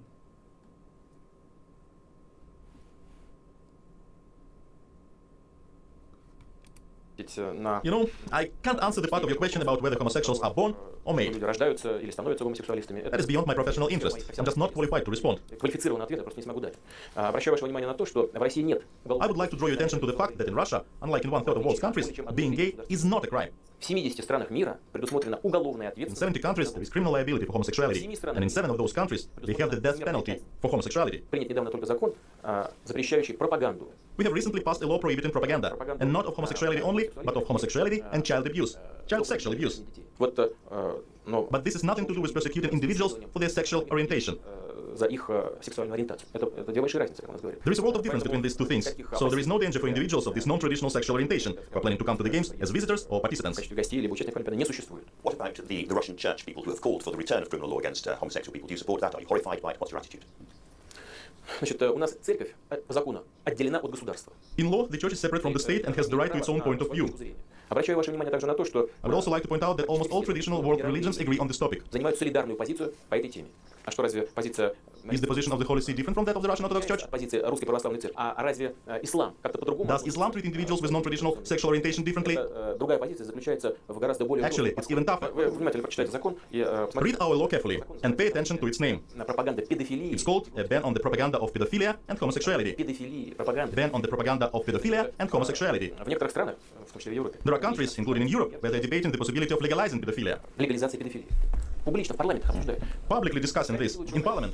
They can do what they want, but the people of Russia have their own cultural code, their own traditions. Своя традиция. Мне кажется, что тот закон, который у нас... It seems to me that the law we adopted doesn't harm anybody. What's more, people, homosexual people, can't feel inferior here because there is no professional, career, or social discrimination against them. When they achieve great success, for example, Elton John is an extraordinary person, a distinguished musician, and millions of our people... I'll watch that one day. But it looks like I'm done. Let's go to the preppy doc.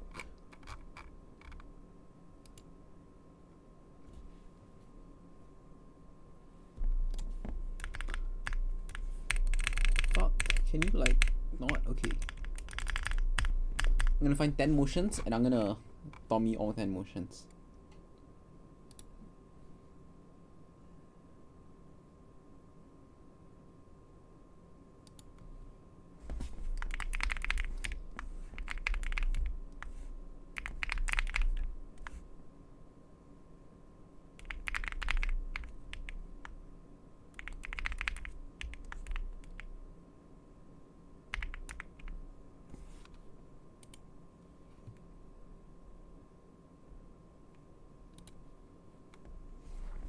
Motion theme outcome modifier impact.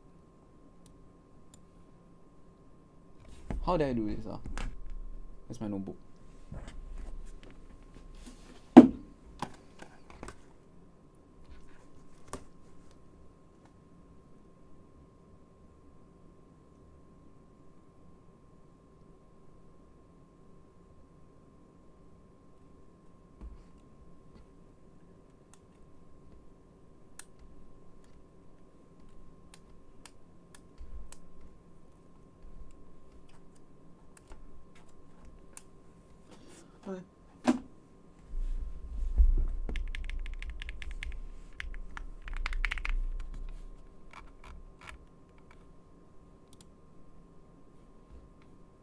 Open this speechless. Make this big as hell.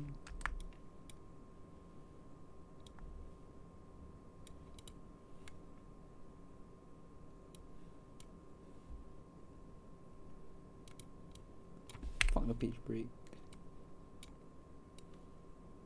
There we go. Now we gonna insert. How many times do I have to insert row? Is there a plus button?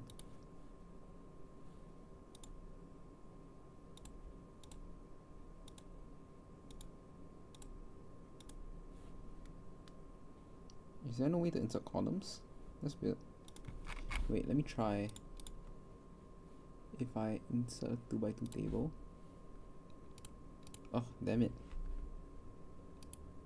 Oh, that's how I insert columns. It's here. Ah, got it. Okay, 1, 2, 3, 4, 5, 1, 2, 3, 4, 5. I'll do 5. I'll do 10 motions.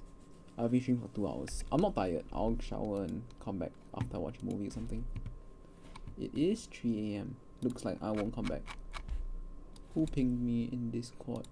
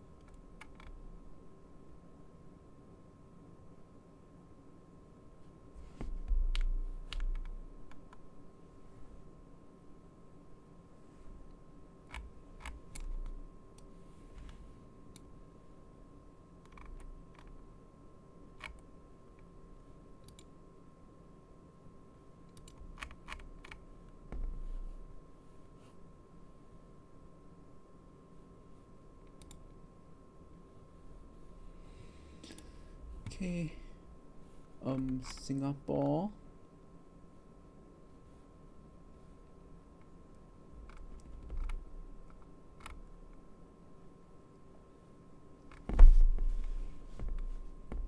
Singapore. Bye. Bro, where is Singapore? Okay. City, Singapore. A, B, C, D, E, F, G, H, I, J, K, L, M, N, P, Q, R, S, O. Oh, Singapore's a city and a country. Whoa. So cool. SISDC. Fuck SISDC, bro. YDO, TADO, debated that. SPDO, been there, done that. Mids, nah. Let's see hammers. There's a link to tabs. Hey, that's damn cool. That's damn cool. Hey, that's damn cool. Everyone has a tab. Other than like some bullshit. Oh, only the new ones have tabs. Hey, cool sia. They.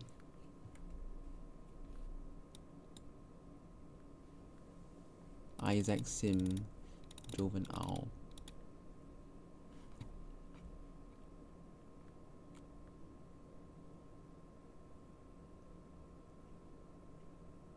KD Cole outspoke Dana Tan? What? With 79? That's crazy. I'm better than this guy.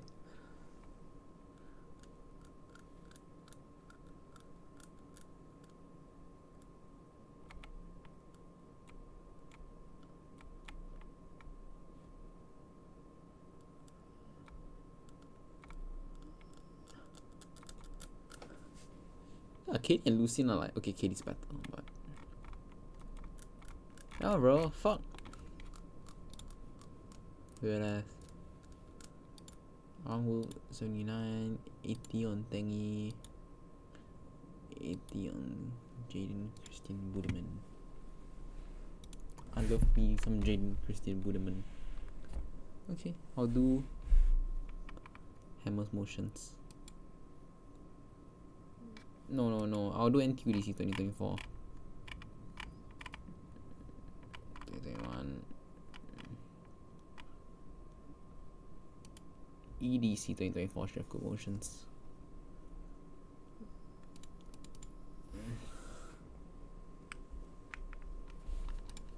With EG 2025. We do.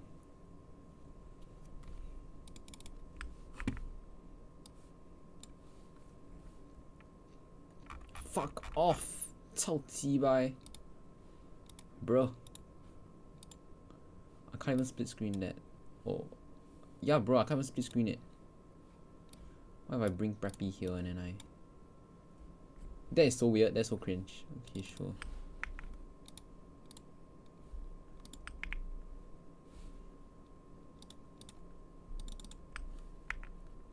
You give an info slide for this? Go die!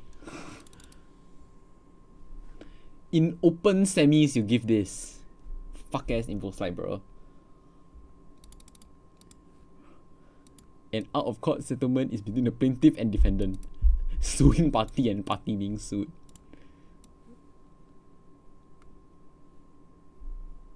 NDA and clause to prevent further claims. You need to say what a platonic AI companion is. Go die, bro. Legit, go die.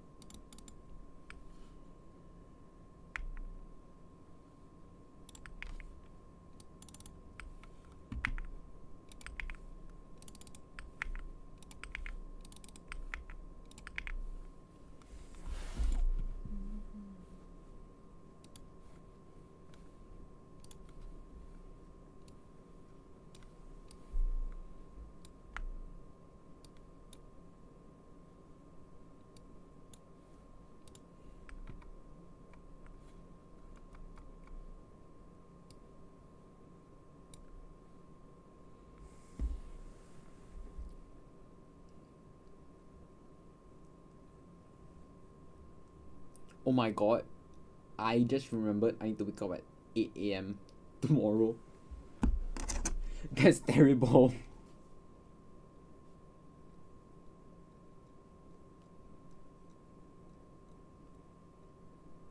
Let me set my alarm.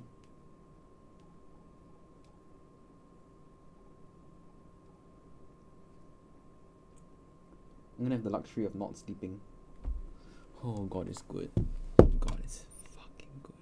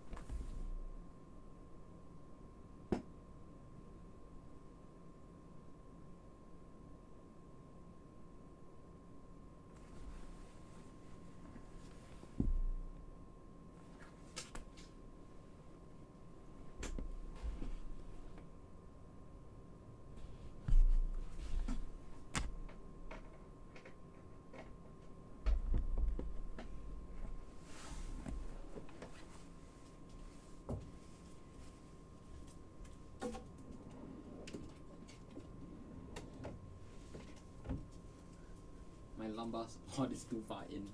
And I can't focus. I'm gonna stop stream.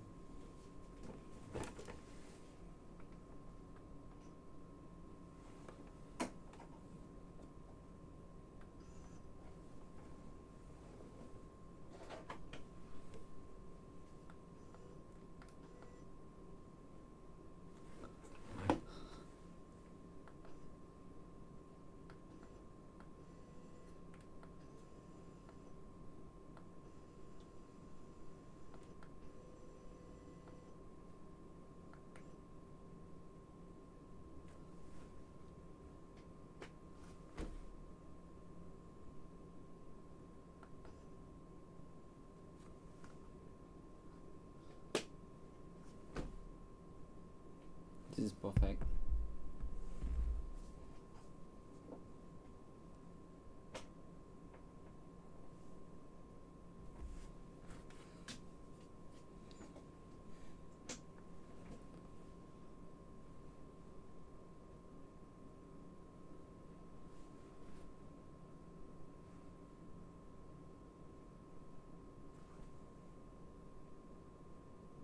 I have. Oh my god, there is someone in the stream. That is crazy. And in the Discord some more. Both in the stream and in a fucking Discord server. 2 on the stream is crazy. Okay, fuck you. I wanted to get off, but now they said that I'm gonna stream for 3 hours. I'm gonna finish these motion sprints. I'm gonna make instant noodles, shower. I'm just not gonna sleep. Fuck it, I'm just not gonna sleep, bro. Sleeping for the week. Okay, what's the frame? Okay. Emotions are less valuable than rational thought.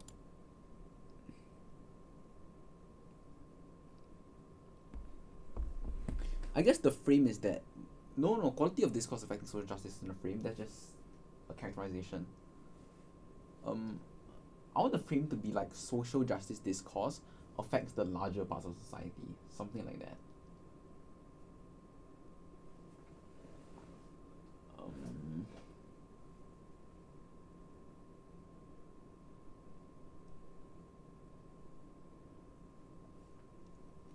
Debate is about whether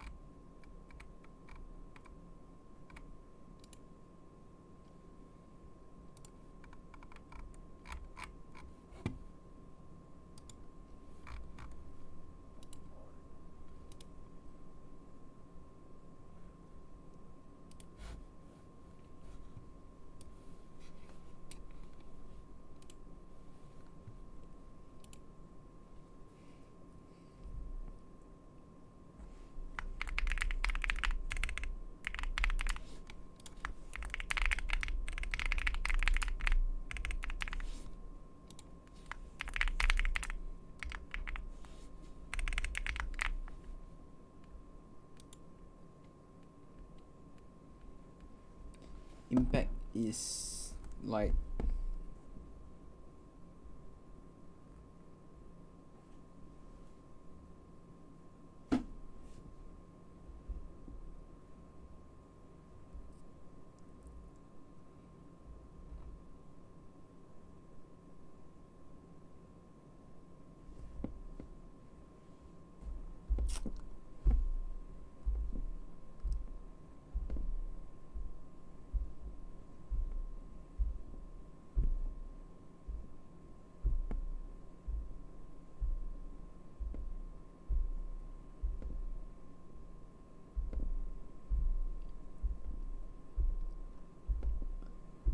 I wonder if you guys can hear the individual bumps against the table.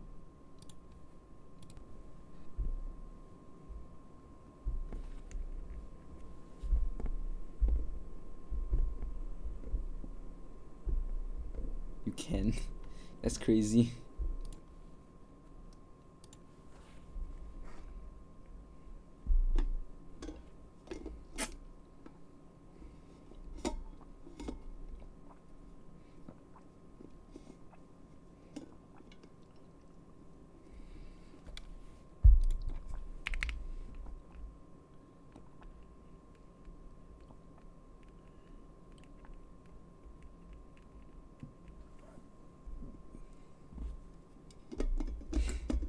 Back in the stream, I see.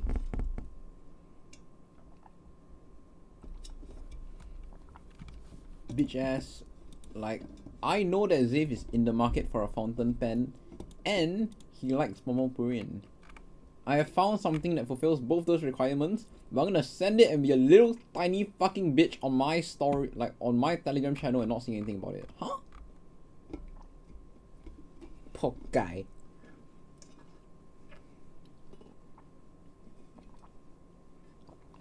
Impact is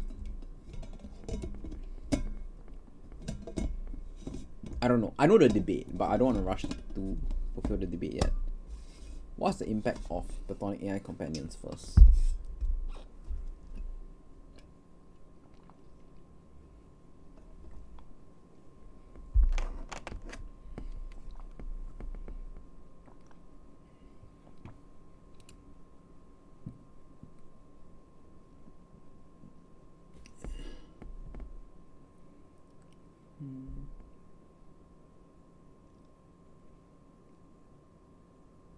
Genuinity?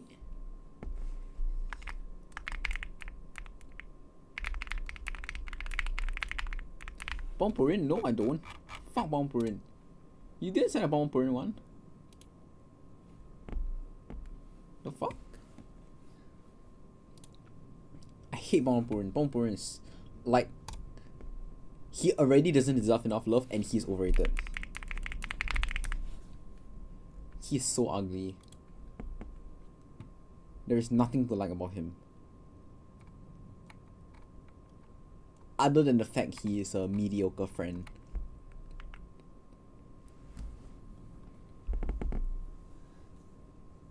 Like, if I could kill Pompurin or Hitler, I would kill Pompurin.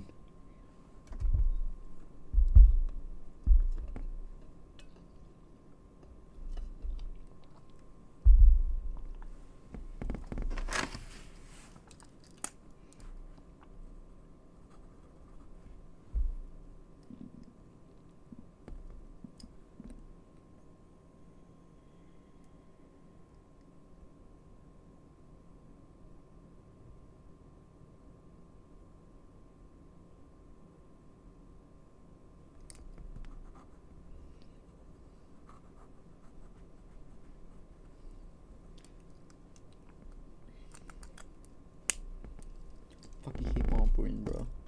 He doesn't deserve, like, he doesn't deserve claim to dignity.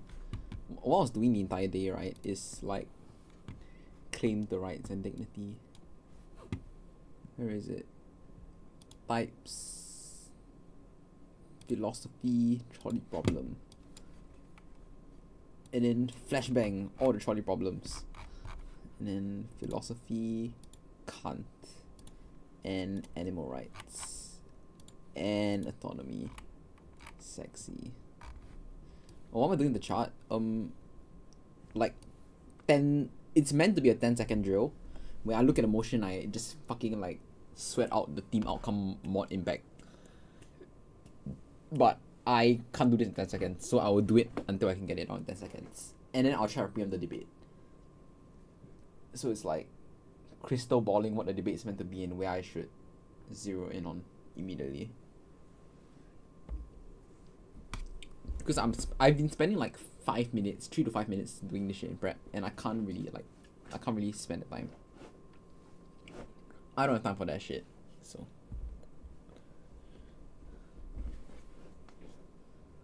Okay, let's see.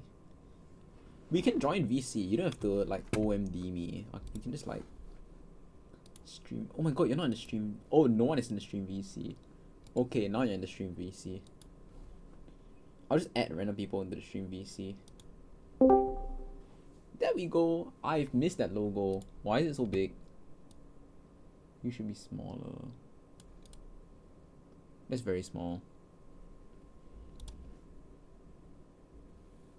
Whatever. You will join the stream VC. Unless you're... No, you're not. You're not calling anyone. Right, that's why I invited you. I'm an idiot. Okay, whatever. Don't help me with this shit though.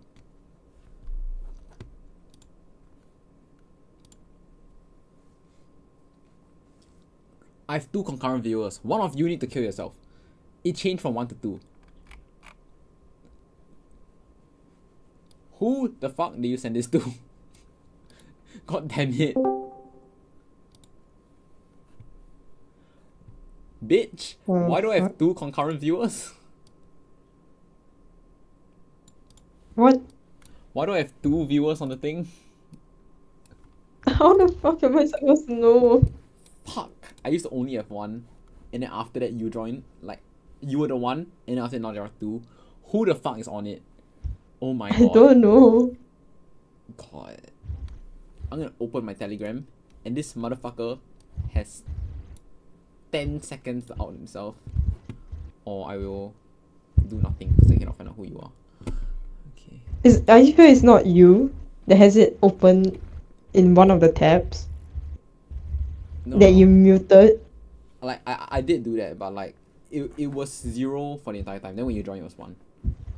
Then now it's 3. No, now it's 2. It's still 2. Like, before and after I closed it, it was still 2. I'm looking at 3 watching right now. That's weird. I'm looking at the concurrent viewers. It's 2. I closed the tab and it's like it should be 2 now for you. That's so weird. That means there are join actually back to 2 real 1. people. It went back to 1. Fuck, I'm so okay. No. You chased your other viewer out of Oh here. yeah, I chased the other viewer out. Bro, I wonder who it is. I wonder if it's like a normal person, like a random. Imagine. Bro, I would not care. If it's someone I know, I'll kill myself.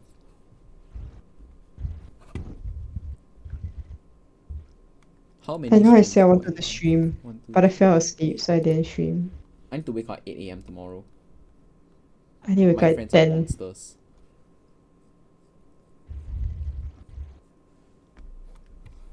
And it is 4 AM. I haven't eaten or showered, so I think. God damn it, bro. I think I cannot sleep. I love my new chair. Just go to sleep. It's so kawaii. No, I need to finish this. My new chair is so kawaii. I love it. I'm gonna invite people over to my house just to sit in my chair. That's how much I love it. Is the one... It is the one. Okay. Got it.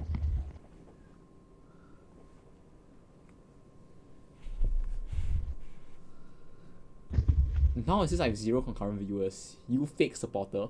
You fakey. Bitches, I'm watching. You fakey. Want me to take a screenshot of my screen right now? Fake bitch.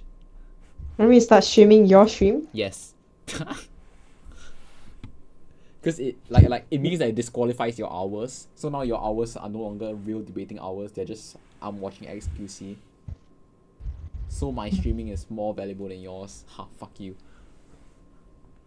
You have been spending the last 2.5 hours not only ChatGPTing the trolley problem.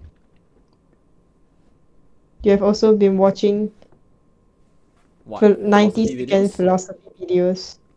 Oh no, I've been watching philosophy videos. Oh no! Wait, can you believe it? Zafe has been meta-filing and learning about philosophy. Fuck. That's so not useful debating time. Like, he's wasted 2 hours of his life learning ethics. Like, fuck. Huh? Why'd you open CY? tabs in the middle? Open tabs in the middle, what? Huh? SPDO 2025 tab. Waiter says I'm I'm just ADHD. Okay. What? Waiter says What? I'm ADHD. I have a free pass for anything I do. Like Do ADHD, but waiter diagnosed it. So it's real. So it's real. Mm. He can give me 5 reasons why. It's okay. It's real. It's real. Sure. Fuck ass. Waiter should be my psychologist, bro. He should just give me everything. At this point, he's gonna say I have schizophrenia. You do. Exclamation mark. Okay, what is the debate about? Debate is about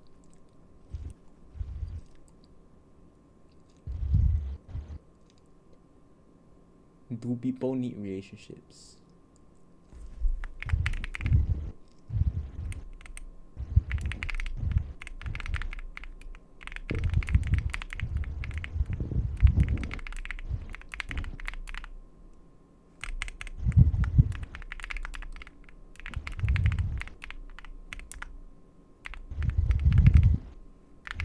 Are you typing in your document?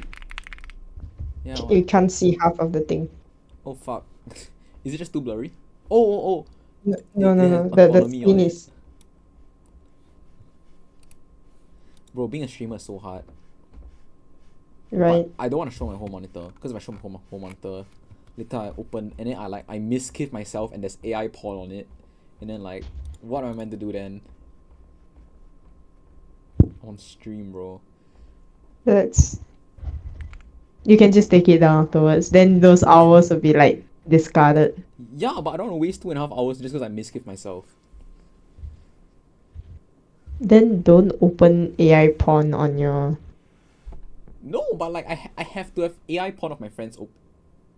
Wait, that's what misgive did, right? Was it of his friends? What? Yeah, I think Miskiff had AI porn of his friends. Who's Miskiff? Oh, it's Atrion. Yeah. Who's the Of his friends. No, The he, fuck like is like that? Atrion is a streamer. He's associated with Ludwig. Okay. This guy, do you not know his face? No. Fuck. Yeah. So he was watching deepfake porn of Pokimane, who he is friends with and regularly collabs with. And they got Damn. cancelled. And I do the same.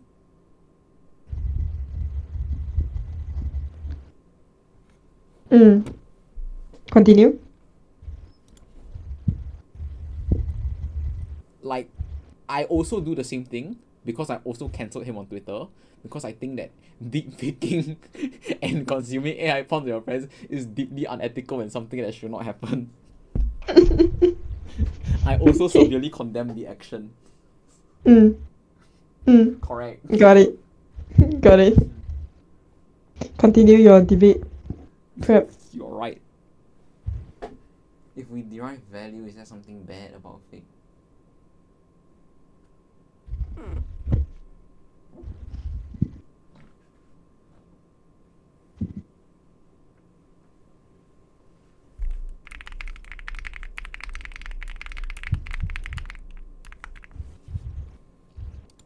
Okay, make mainstream schools more inclusive to people with disabilities.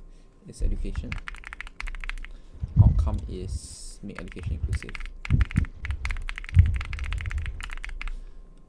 Impact of it is integration of disabled. Modifier is disabilities. Into mainstream. Do I have a frame? Do you? Wait, no, the frame here is that popular relationships are like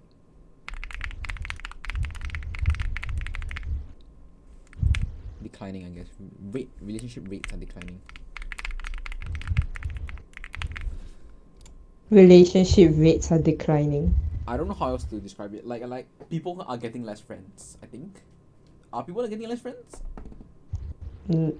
Depends. Fuck, I feel I like people don't are getting think. more friends. Yeah. Like, I think that after I access... Yeah, most of my fucking friends I met on like WhatsApp group chats through mutuals and shit. Fuck, I can't do that. Do I have friends that I didn't meet, or like, that I met organically? Like, school, CCA. Or, I guess, like, events, stuff like that. Fuck. Even everyone from debate is, like, online. God damn it. It's all through group chats. Okay,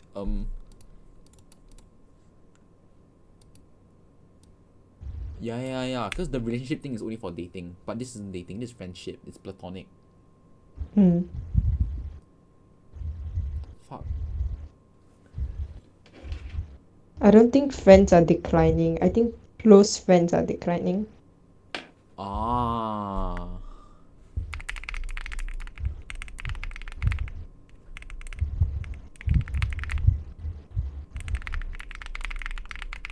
Like you can have more friends, but you don't have any close friends. Close friends that people confide in.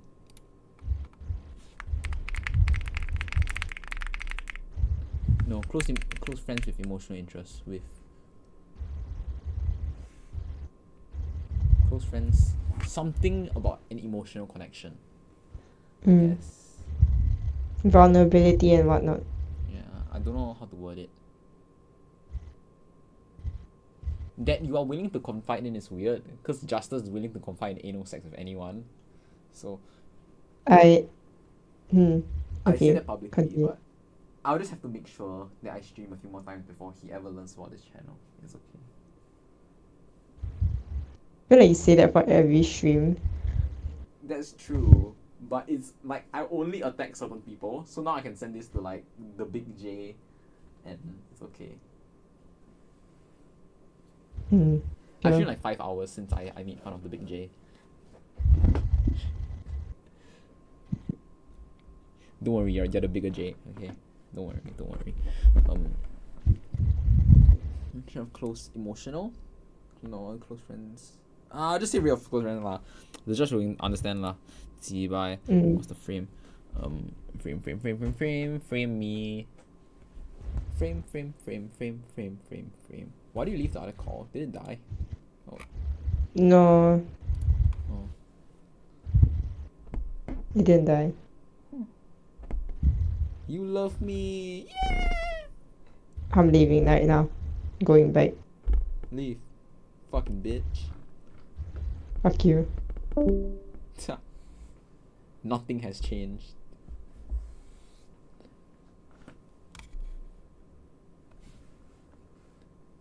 I can tell that like she just left to make a statement because she isn't joining in other VC.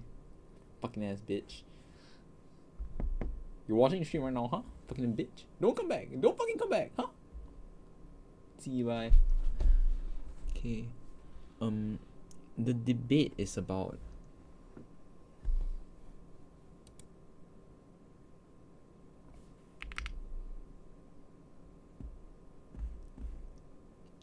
integration versus specialization.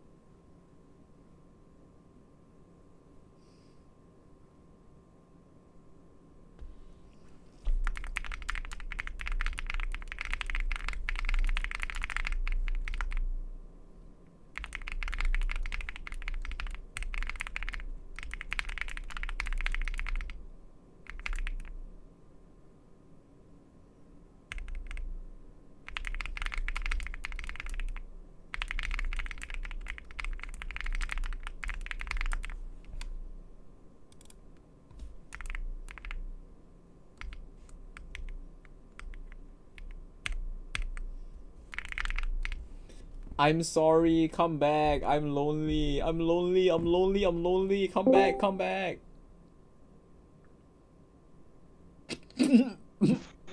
Really bad at framing. Bro. How are you this bad at framing? Bro, I don't know the fucking frame. What's the frame? You tell me.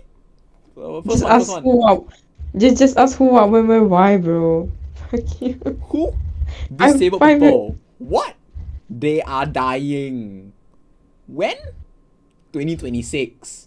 Where? In schools. Why? Cause the jock bully them. Yeah? Disabled. Bullying rates Think are about it. high. Huh?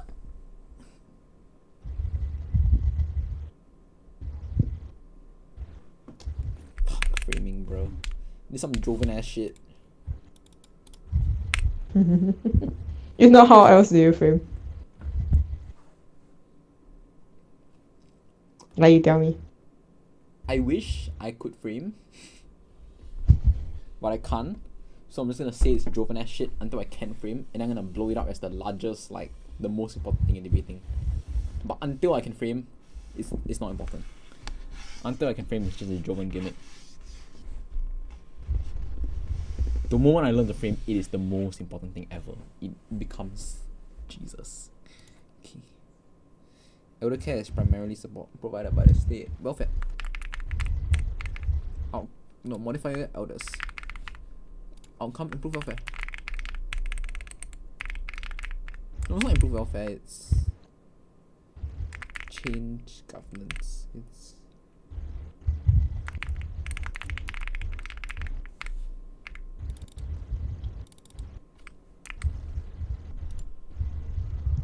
improve relationships, enforcement of law. It's not improve welfare, I think. It's improve like no, I guess it's improve welfare. Welfare of elderly, yeah. No, I was thinking like there was a debate to happen around why should the state provide welfare at all.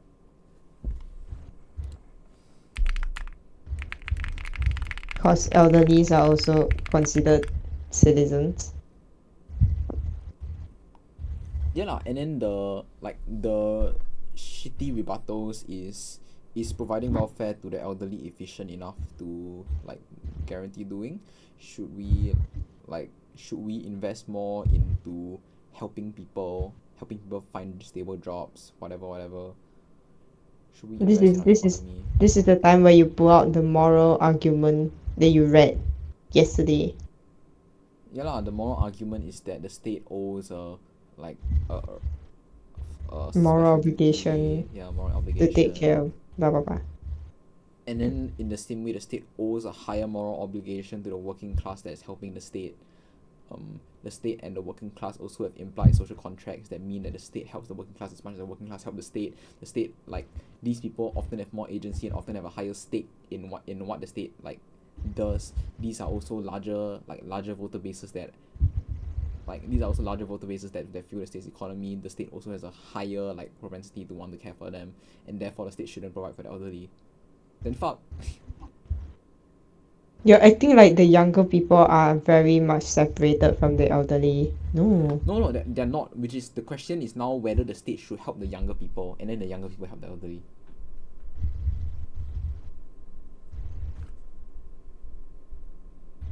The younger people have a lot of I would say responsibilities, which is why they need the state to act like a caretaker, because the younger people are working and providing to the state. So the state in return to support the younger people will take care of the elder people. No lah, then surely to support the younger people, the state supports the younger people mah. How does state support younger people? Subsidies. To what? Anything. Zibai, just give vouchers. Make BTO easier to buy. Fuck. Reduce income tax. Fuck.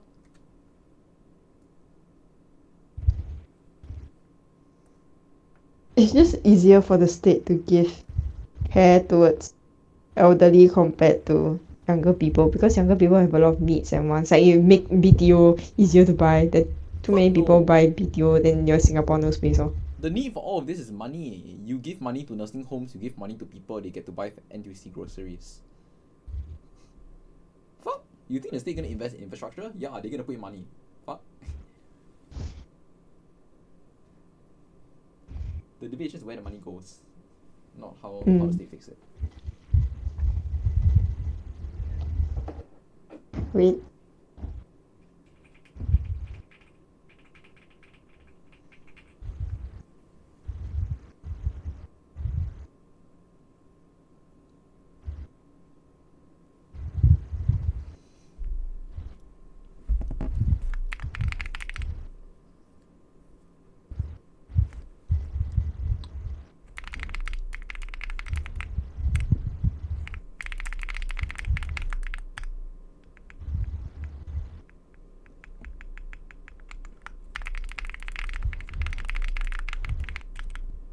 Yeah, so now it's just which side can improve welfare better lor. The younger people that provide for the elderly after the state provide for the younger people, or the state itself.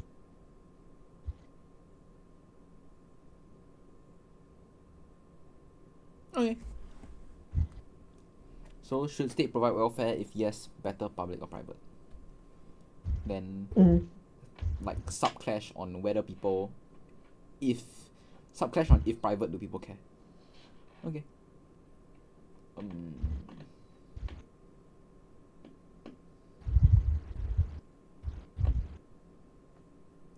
Should state provide welfare? Should state provide welfare? Should state? I feel like something I'm missing. No, there isn't. This is the main debate. No mind. Okay. Telegram, WhatsApp, and Facebook should cooperate in law enforcement, create enough illegal activities on their platforms, even exposed to undermining the exclusion and privacy policies. Privacy. Wait, are you not gonna come out with the impact? Fuck! You're right. Elder care is primarily provided by the state. No, not. There's no impact. Like, no, the impact here is the, like, the branch of the outcome. So, like, the branch of buy-in is discourse, the branch of enforcement is accountability, the branch of relationships is genuinity. But I think there's no branch of welfare.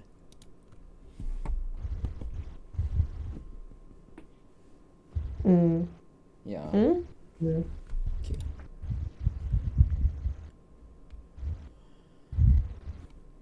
I should just change impact to branch. Isn't the impact just quality of welfare? Whatever. Improve welfare. No. Like democracy, then the branch is discourse. The branch can't be quality of democracy. Okay, Telegram, WhatsApp, Facebook. Outcome is improve law.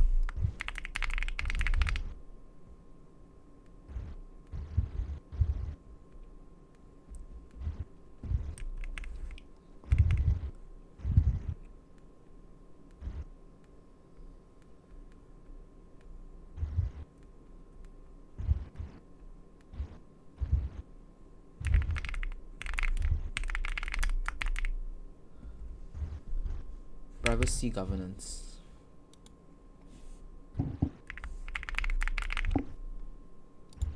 So one is improve privacy. No, it's not improve privacy, it's maintain privacy. Modifier is social media platforms.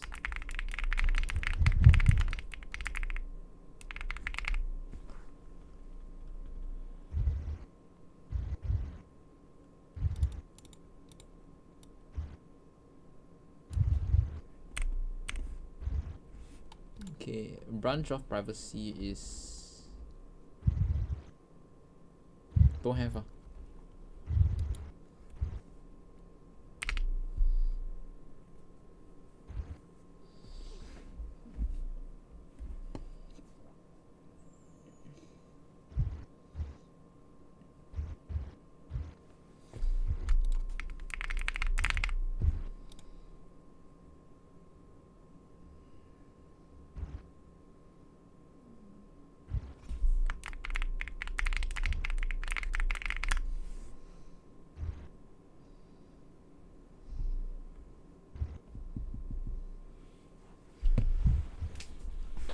How effective?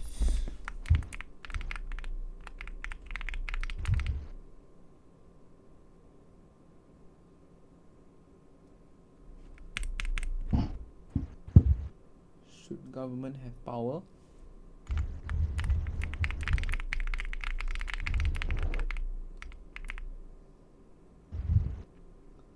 How important is privacy? No, I think that's it. Privacy was enforcement. Yeah. Should government power to infringe on privacy? What is our privacy? Which part of our privacy is okay to be infringed? Enforcement. How important is enforcement? Privacy was safety. Safety, not enforcement. It's safety.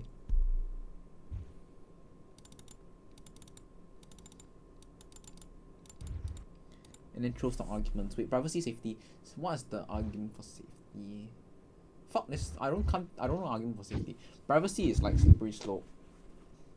Yeah lah. Sure lah. No, wait, we can't slippery slope this part of privacy. Fuck. Because once you take over these three, there's nothing else for them to like slope onto. They cannot. Surely they cannot open our mail or like. Yeah. They already wiretap our phones so 随便. They're probably going to like just monitor what you say. Predictive policing. Predictive. I'm gonna handle that later after I finish these 10. I have a bunch of philo questions. That's why I wanted you in. Why am I the answer towards philo question? Because when I get to talk, answers come out. Okay. When we stop giving people claim to their rights, when we give people rights. If like predictive policing, someone I know who's gonna murder, are humans important or is happiness of humans important? Organ donor. But everyone's in the black market.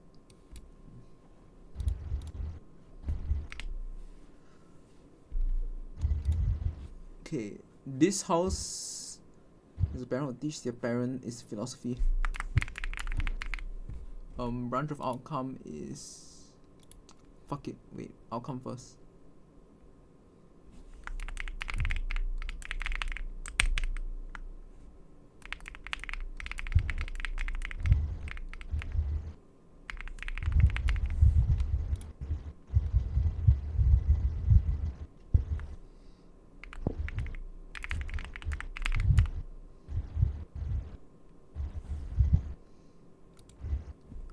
Branch of outcome is branch of philosophy is blaming. No, it's life.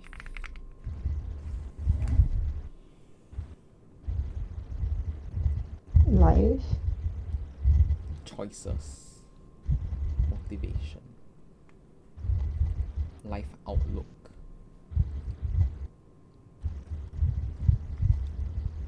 Outlook on life. Outlook on life. What is point to a living philosophy? Like, I think that your outlook on life just affects the way you live, lor. Okay, sure. I'm not sure what other outcome to put. Do you have an idea?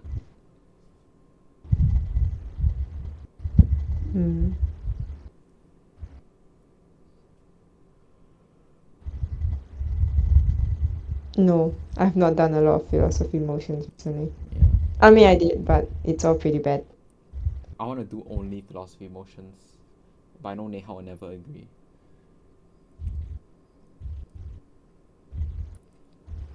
I think if I do philosophy motions for a year and only philosophy motions, I'll come back and just turn every motion into a philosophy one.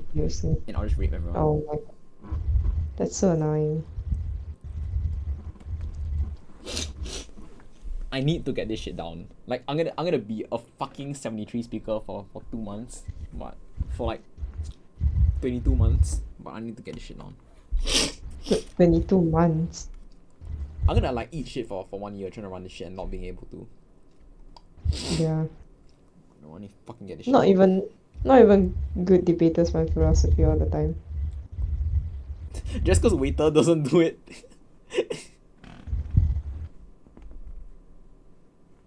Not even good debaters. Eh? Not even bad debaters are. Does this affect? No, main clash is. Is this true? I think it's true. Wait, is that a main clash? I think it's a main clash. For the parent one. Yeah. Yeah, of course there's a clash. Legit, like, is it true? No, does it affect child's way of living? Yeah, does it affect the child's outlook on life? How does it affect the child? No, it's not a burden thing, it's a debate thing. So I won't ask that question.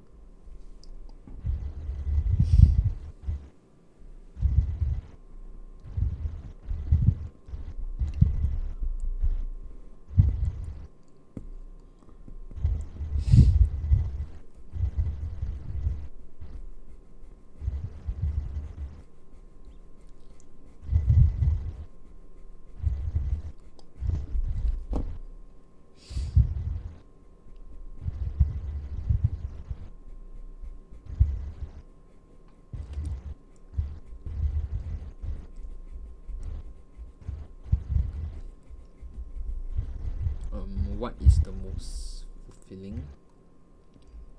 What is the best?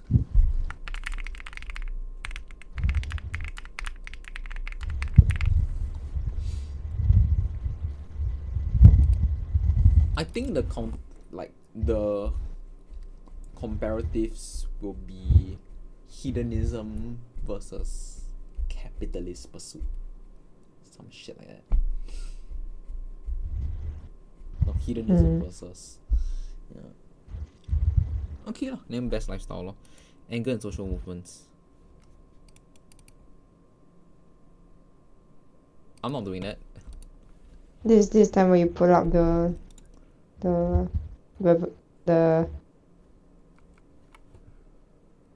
SDO 2018. Fuck anger and social movements. Somewhat that works.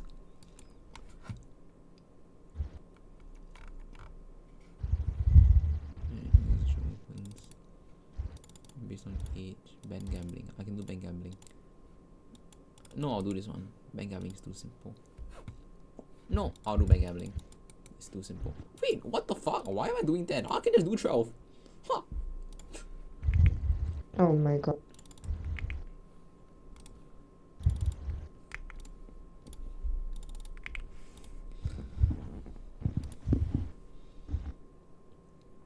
Gambling, team vices. Vices. Outcome.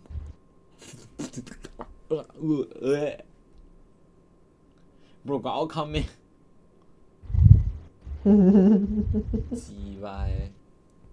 Happiness. Modifier of gambling. What the fuck is the modifier? No. The modifier is to ban. Yeah. The branch is fuck yourself.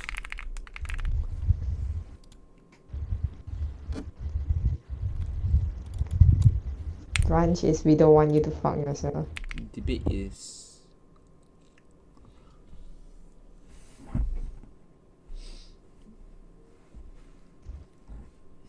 autonomy versus harms. Confirm autonomy comes out for this one. What are the harms of gambling?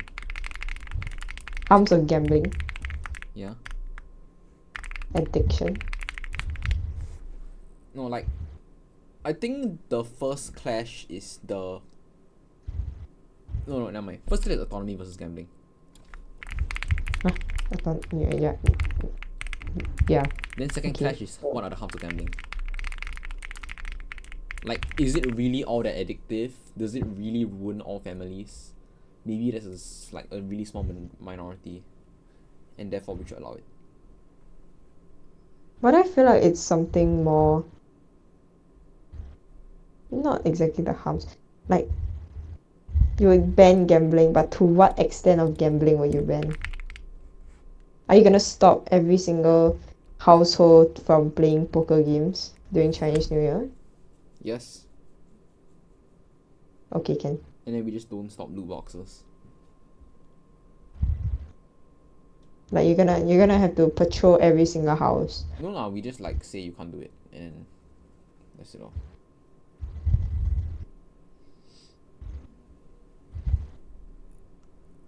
Or like ban gambling enforceably lor. The parts of gambling that the government can enforce, we ban lah. See why? We also don't patrol every poly and check if people got vaping. But you guys do, but they do like body search. Fuck they do. God damn it. They do at Tampines, I didn't know that shit, bro. at OTH. Oh yeah, cause my friend got. Oops. Bro, I don't have friends. I have one friend in ITE and we don't talk anymore. No, these are my poly friends. Fuck. Oh, cause you in the shitty course. Okay, okay. My course is considered good compared to other Fuck. How many courses. points is your course? Wait. How you getting distracted? Stop getting distracted. No, waiter say I can. Don't hold me back. This is for me to stretch my wings. The fuck? 8 to 16? Fuck! Why? Wait, no. I think your course is easier than common business. Probably. Fuck. 8 to 16. Holy.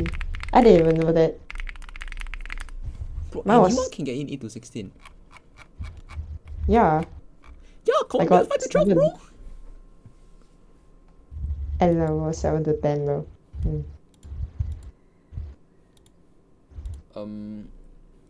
What do I compare it to? Common engineering. What engineering is like what? 20 something. I think.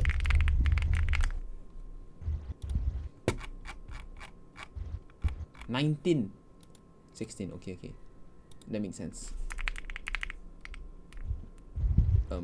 Search aerospace. Shouldn't that be the hardest? Just do it. 5 to 10. Is that harder than law?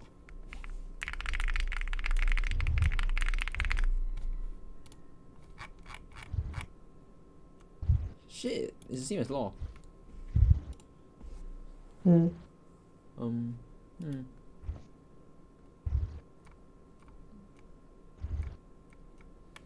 Yeah, engineering, climate responsive design. Ha, fucking idiot.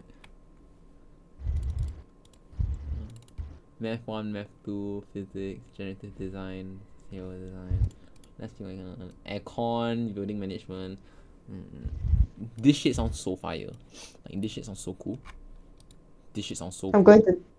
going to take pictures of it and send it to you and ask you to go kill yourself up. Bro, it sounds so fucking cool. You like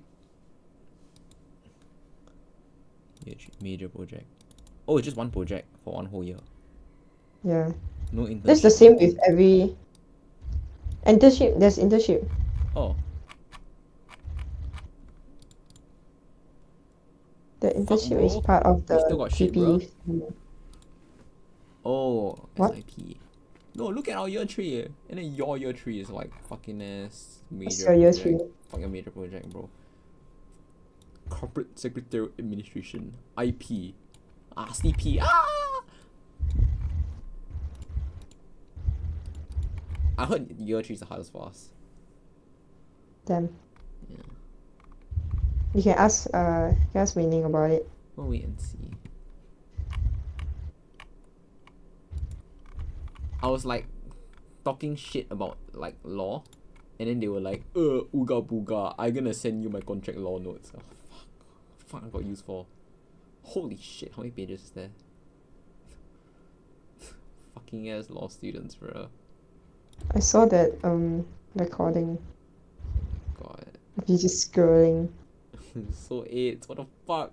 What's that? 100 pages of contract law you need to memorize. Midterm prep. It's not even NSEM, bro. Fuck that shit. I never But want it's to join uni SMU notes. law. But it's uni notes, what? It's way different. But, is she in year 1 or year 2? Bro, what the fuck? I don't even know. Okay. Oh, she's in year 2.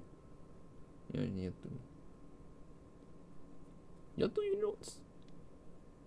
Is that a lot? No, that's too much. That shit is too much, bro. Even for uni. Fuck.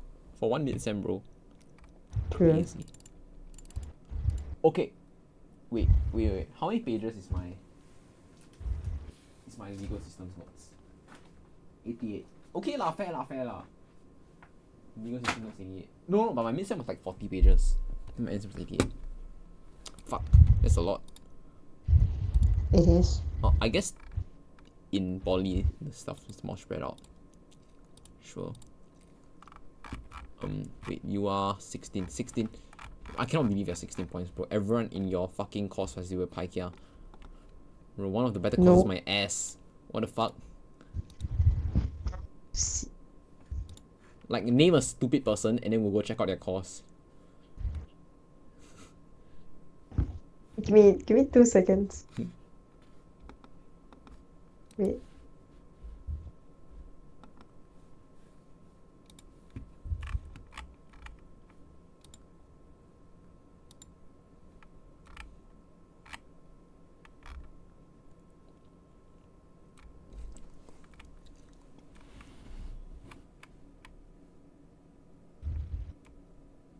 What engineering courses though? I think it's stupid. 11. Let's name someone. Jin Hang Tae. Bro, Joven is a harder course than you are. Get that in your head. Where? Oh my god, I'm in the best course. Oh my god, my course is the best. Kill yourself. I'm the best. Fashion is harder than your course, bro. You know how little faith they have in motherfuckers like you? No, PFP is 7 to 10, bro. Yeah lah, sorry, your TY exam easier lah. Fuck.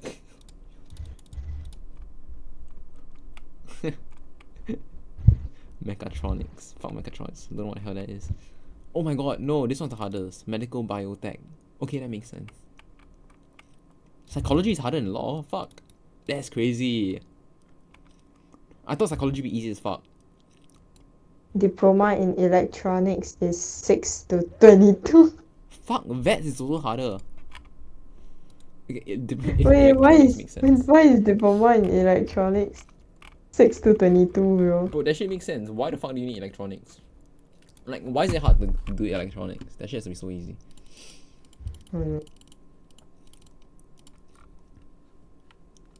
The chefs in like Common ICT is 9 to 20. Common ICT all like GY like weirdos, bro. What's it 16? Reina entered the school with a step, like with a foot further in the door than you did. You should cry. Okay.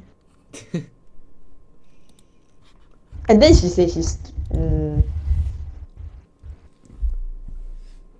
The more time goes on, the more like I'm unclear whether Reina is stupid and hardworking or smart and lazy. I cannot fucking make the distinction, bro. Why? Bro, I don't know. Like, I don't know how, like, if she's stupid and hardworking or smart and lazy. I feel like she's stupid and hardworking and wants us to think she's smart and lazy or some shit like that. But I can't fucking tell. She puts in quite a bit of work, what, no? I don't even know how much a bit of work is. Fuck. More than you lah, definitely. Bro, fuck work. I'm actually like getting I'm actually being the victim of smart kid syndrome in like poly, and I'm like actually feeling the impacts now. Oh, My GPA gonna drop so bad, bro. I need to like actually pick up my speed. Fuck. yeah, we got lock in.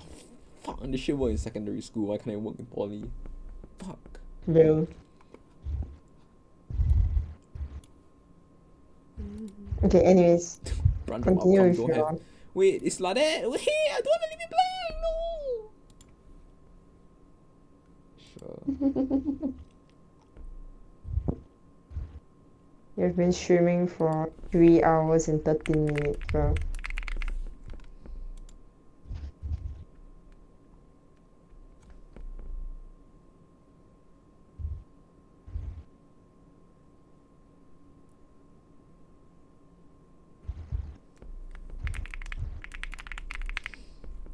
At least get the frame in for the gambling part. So it's not that empty. You're right. What's the frame? It can't be that hard.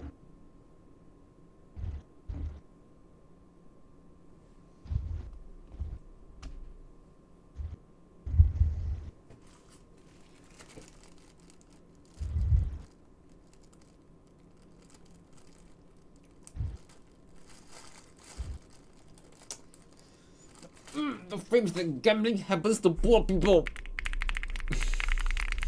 Bitch, do you know what are the type of people that walk into casinos? Poor people.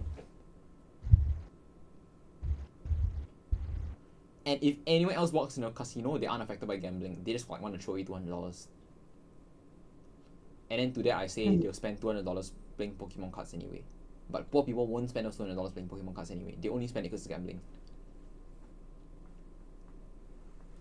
And they are only gonna eat shit because of the impact. People just have disposable income, poor people don't. They treat it as, like, they treat gambling as stealth to get out of poverty. And it's bad, it's predatory. Sure. Meow.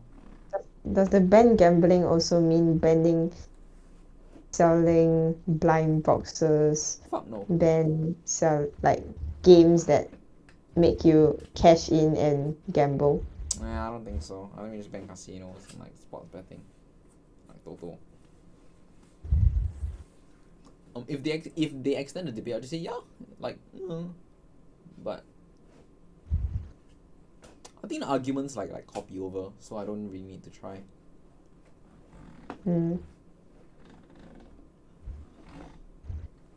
This chair is so bad for me. Like everything moves and I keep playing with everything. So every time I sit down, the chair is like a different thing. It's terrible. I cannot be happy with one adjustment. You're like on a fidget chair, bro. But everything moves. The armrest move, the backrest move. Like the backrest moves in 3 different ways. What? Like it flexes. There's a motor at the back that like massages my back for me. And I can like push it up and down. I can like move it left and right. My armrest move front, back, up, down, in, out. And they like turn. Fuck, everything moves, bro. Cannot think this. Like there are switches that are so incredibly tactile. I fucking love this thing. Yeah. That's insane. And then the recline moves too. Oh, and the headrest. Yeah, I'll keep playing with headrest as well. I can't decide whether I want to arch my back or not. This chair has been the worst thing that's happened to me this week. Other than Toby ghosting me. Fuck.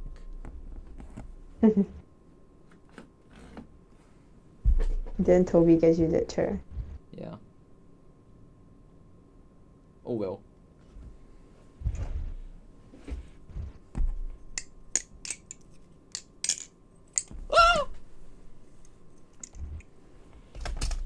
What? Nothing, I dropped my knife. Primary and secondary schools education. Wait, no. Modifier is developing countries.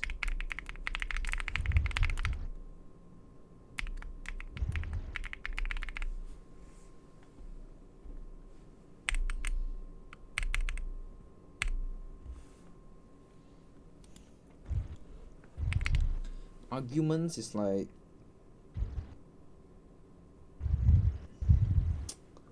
fuck, bro. What? I cannot think of arguments. For? World language. This house.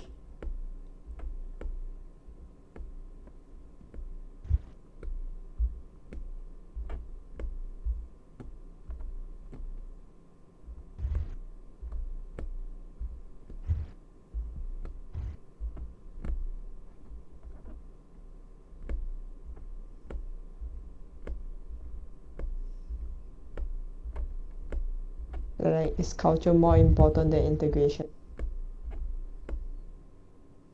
Right. How important is culture?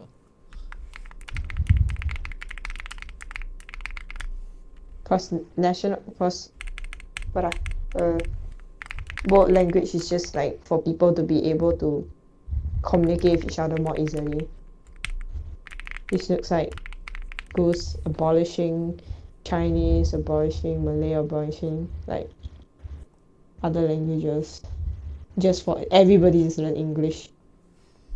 Yeah, you get to communicate more nicely. But is it worth it? Who knows?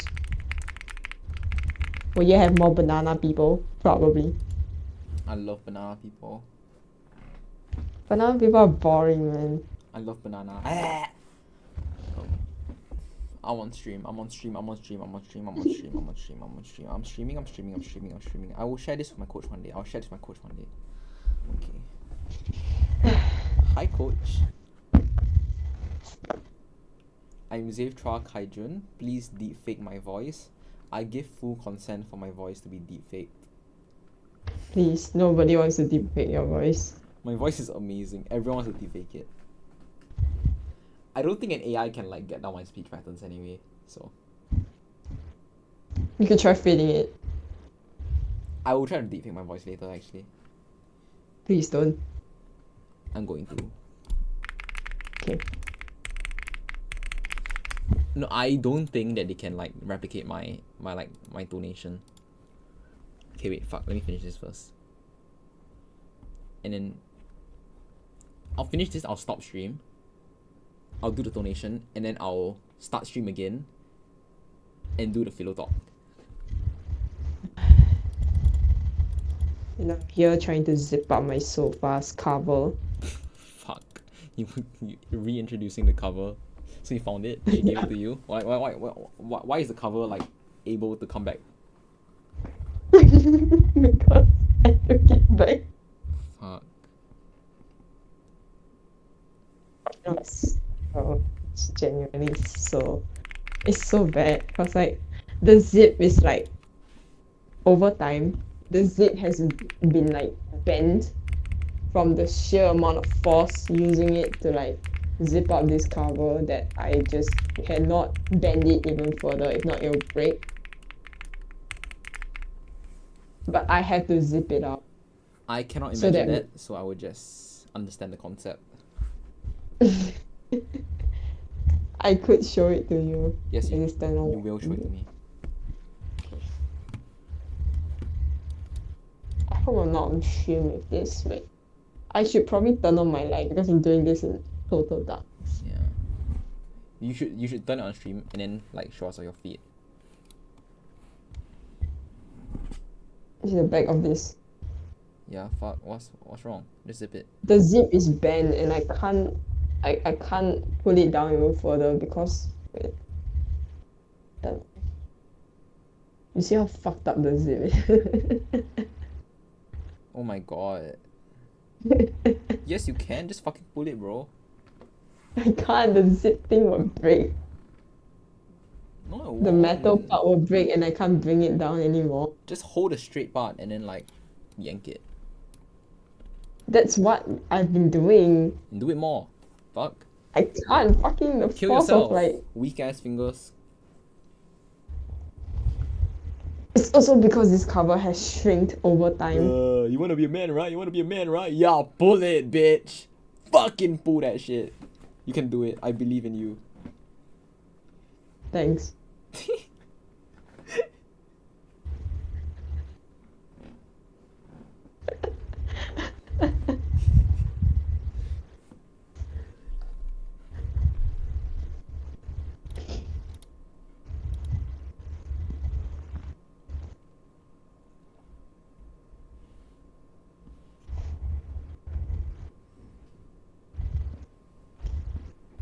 I'm really scared of accidentally zipping my fingers with this. I experience that every day.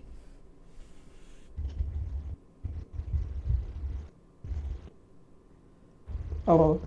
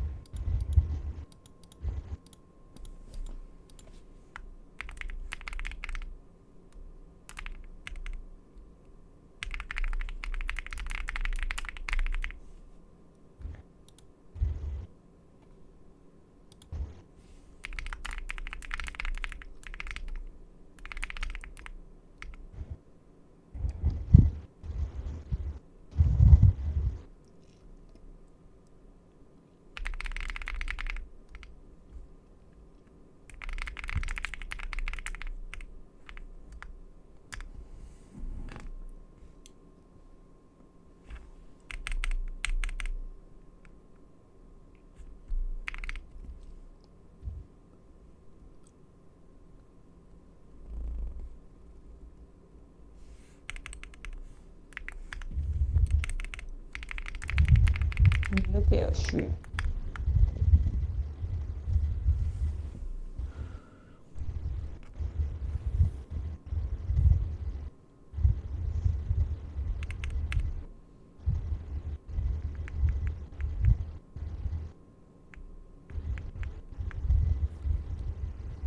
What's K-Bone doing right now? Is K-Bone like coaching? Who knows?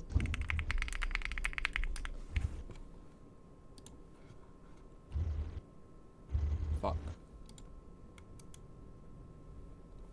I feel like he's just like only debating and like nothing else. Mm. And fuck, you just debating. Okay. That's nice.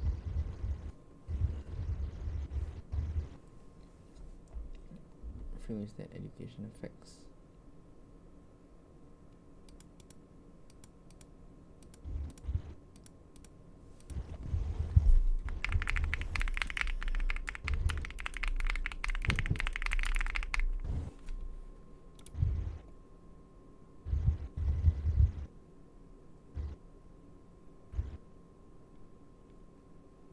To make labor union membership compulsory in all places. You know, I cannot think of why this shouldn't be the case. Or a theme. Or an outcome. Wait, your stream is delayed. Are you typing? No. The last one. This house will make labor union membership compulsory. What's the theme? Yeah. What is labor union membership? NTUC. Oh. NTUC doesn't make sense. How the fuck do you not know what a labor union is, bro? Sorry. A labor union. I probably know what it is. It's just that I have not heard of the name before. Japan, the Suica and the JR train and the Yamamoto line, all of us all not paid enough. So we all combine together, make one very big union and demand that the government pay us more. That's it. Oh. And like demand for workers' rights and low working hours. Oh. Yeah.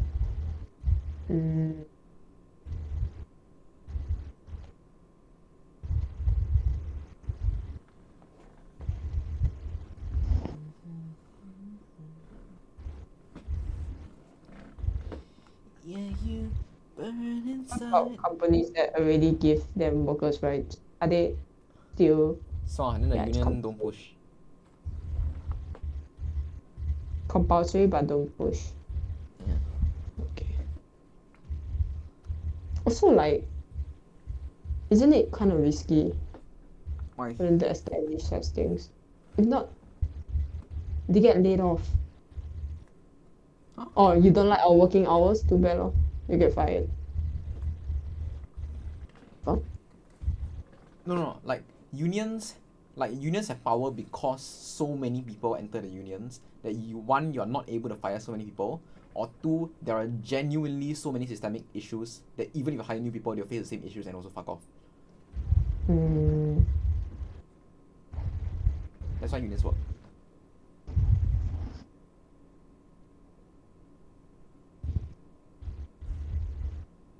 But if you make it compulsory, will they still have a lot of power? They'll have power in the sense that more people will back the union law.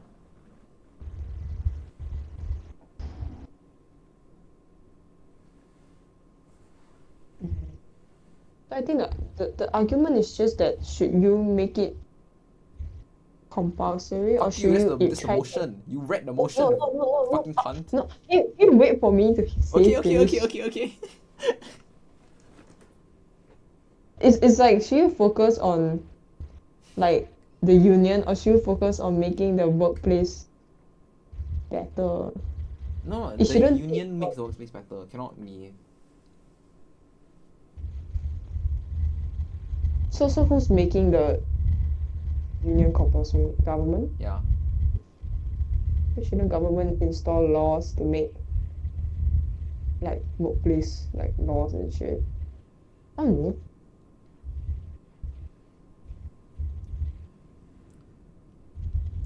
Union leads to.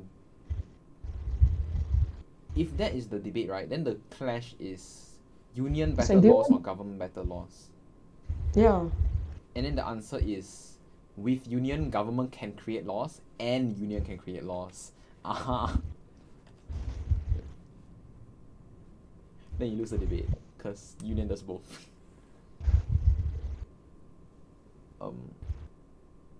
Yeah. Companies cannot possibly be making their working conditions better just cause since when McDonald's willing to release lower their working hours? Cannot be. Companies are for profit, they want to cut costs. Yeah. So they work the motherfuckers as hard as they can until they are barely happy. Fuck bro.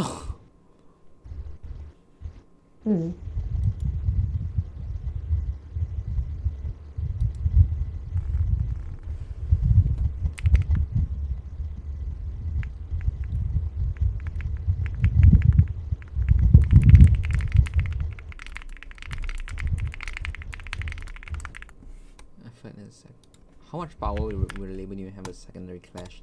The primary clash is will the Labour Union fight for more power?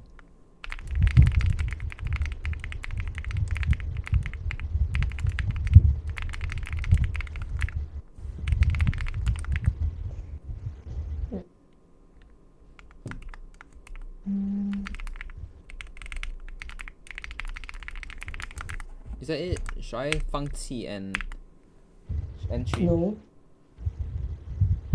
No. Wait, did you say yes or no? I said no. Oh. Oh, this is the NTUC that you mean. National Trade Union Congress. Yes. Yeah.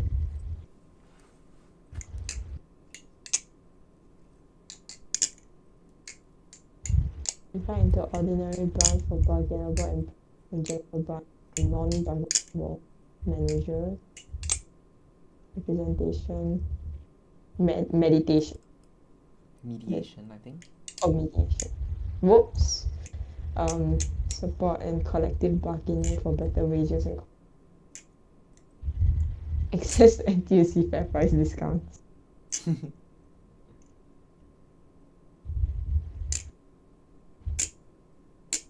Oh, they have to pay to be in the union?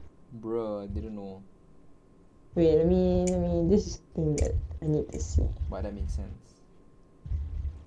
Yeah. Because they say fees, typically $117 per annum, payable in monthly installments via gyro, $9 per month or annum. See the fee. No, iPad. Yeah. You have to pay to be in the union. The government is so smart, nationalizing the unions. Is this also in other countries? No. Most unions are private. No, I mean is the union Are there unions labor unions that exist in other countries? Much more. A lot in the US, a lot in the UK. Roughly from $1.30 to over $30 per month, depending on income, hours worked, and the specific union. See the pricing. Oh my god. Let's see. Verify.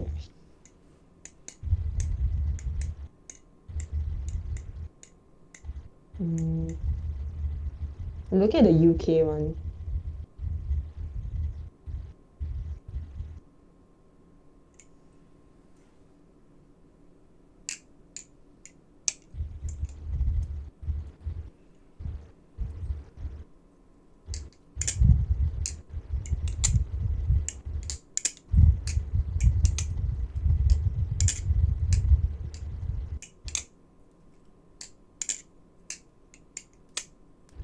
This has to be the most annoying sound ever on my stream. Me playing with my knife. Let me go listen to it. No, I'm playing with my knife, and I think it has to be the most annoying sound ever. I'm gonna go hear it. It is. How much does PCS membership? PCS is the This has to be the most annoying sound Public and Commercial Service Union. Maximum rate is $21.75 for members earning more than 34,000 a year. If you earn between 18,000 to 22,000, you'll pay $13 a month. So it's a paid subscription.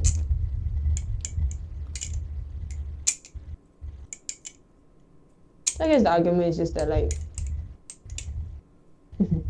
you're not autonomy. Some people don't want to pay. I don't know.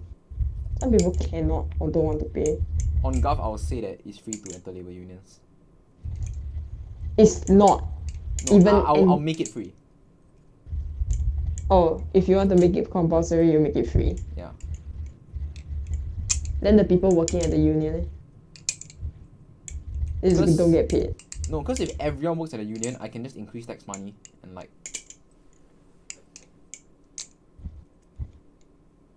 Or like I can just reduce the amount of money that I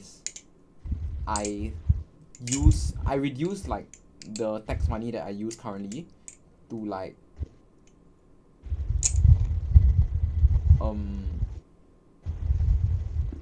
support workplaces, and I just throw it to the union. And then we give power to the union. Because the union is the way everything should be run. Yeah. Then okay liao lor.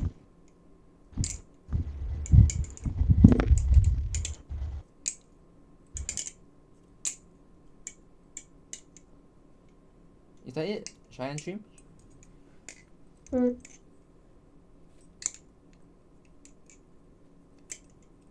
I don't know what you said, but I think it's a sure. So I'm gonna end stream.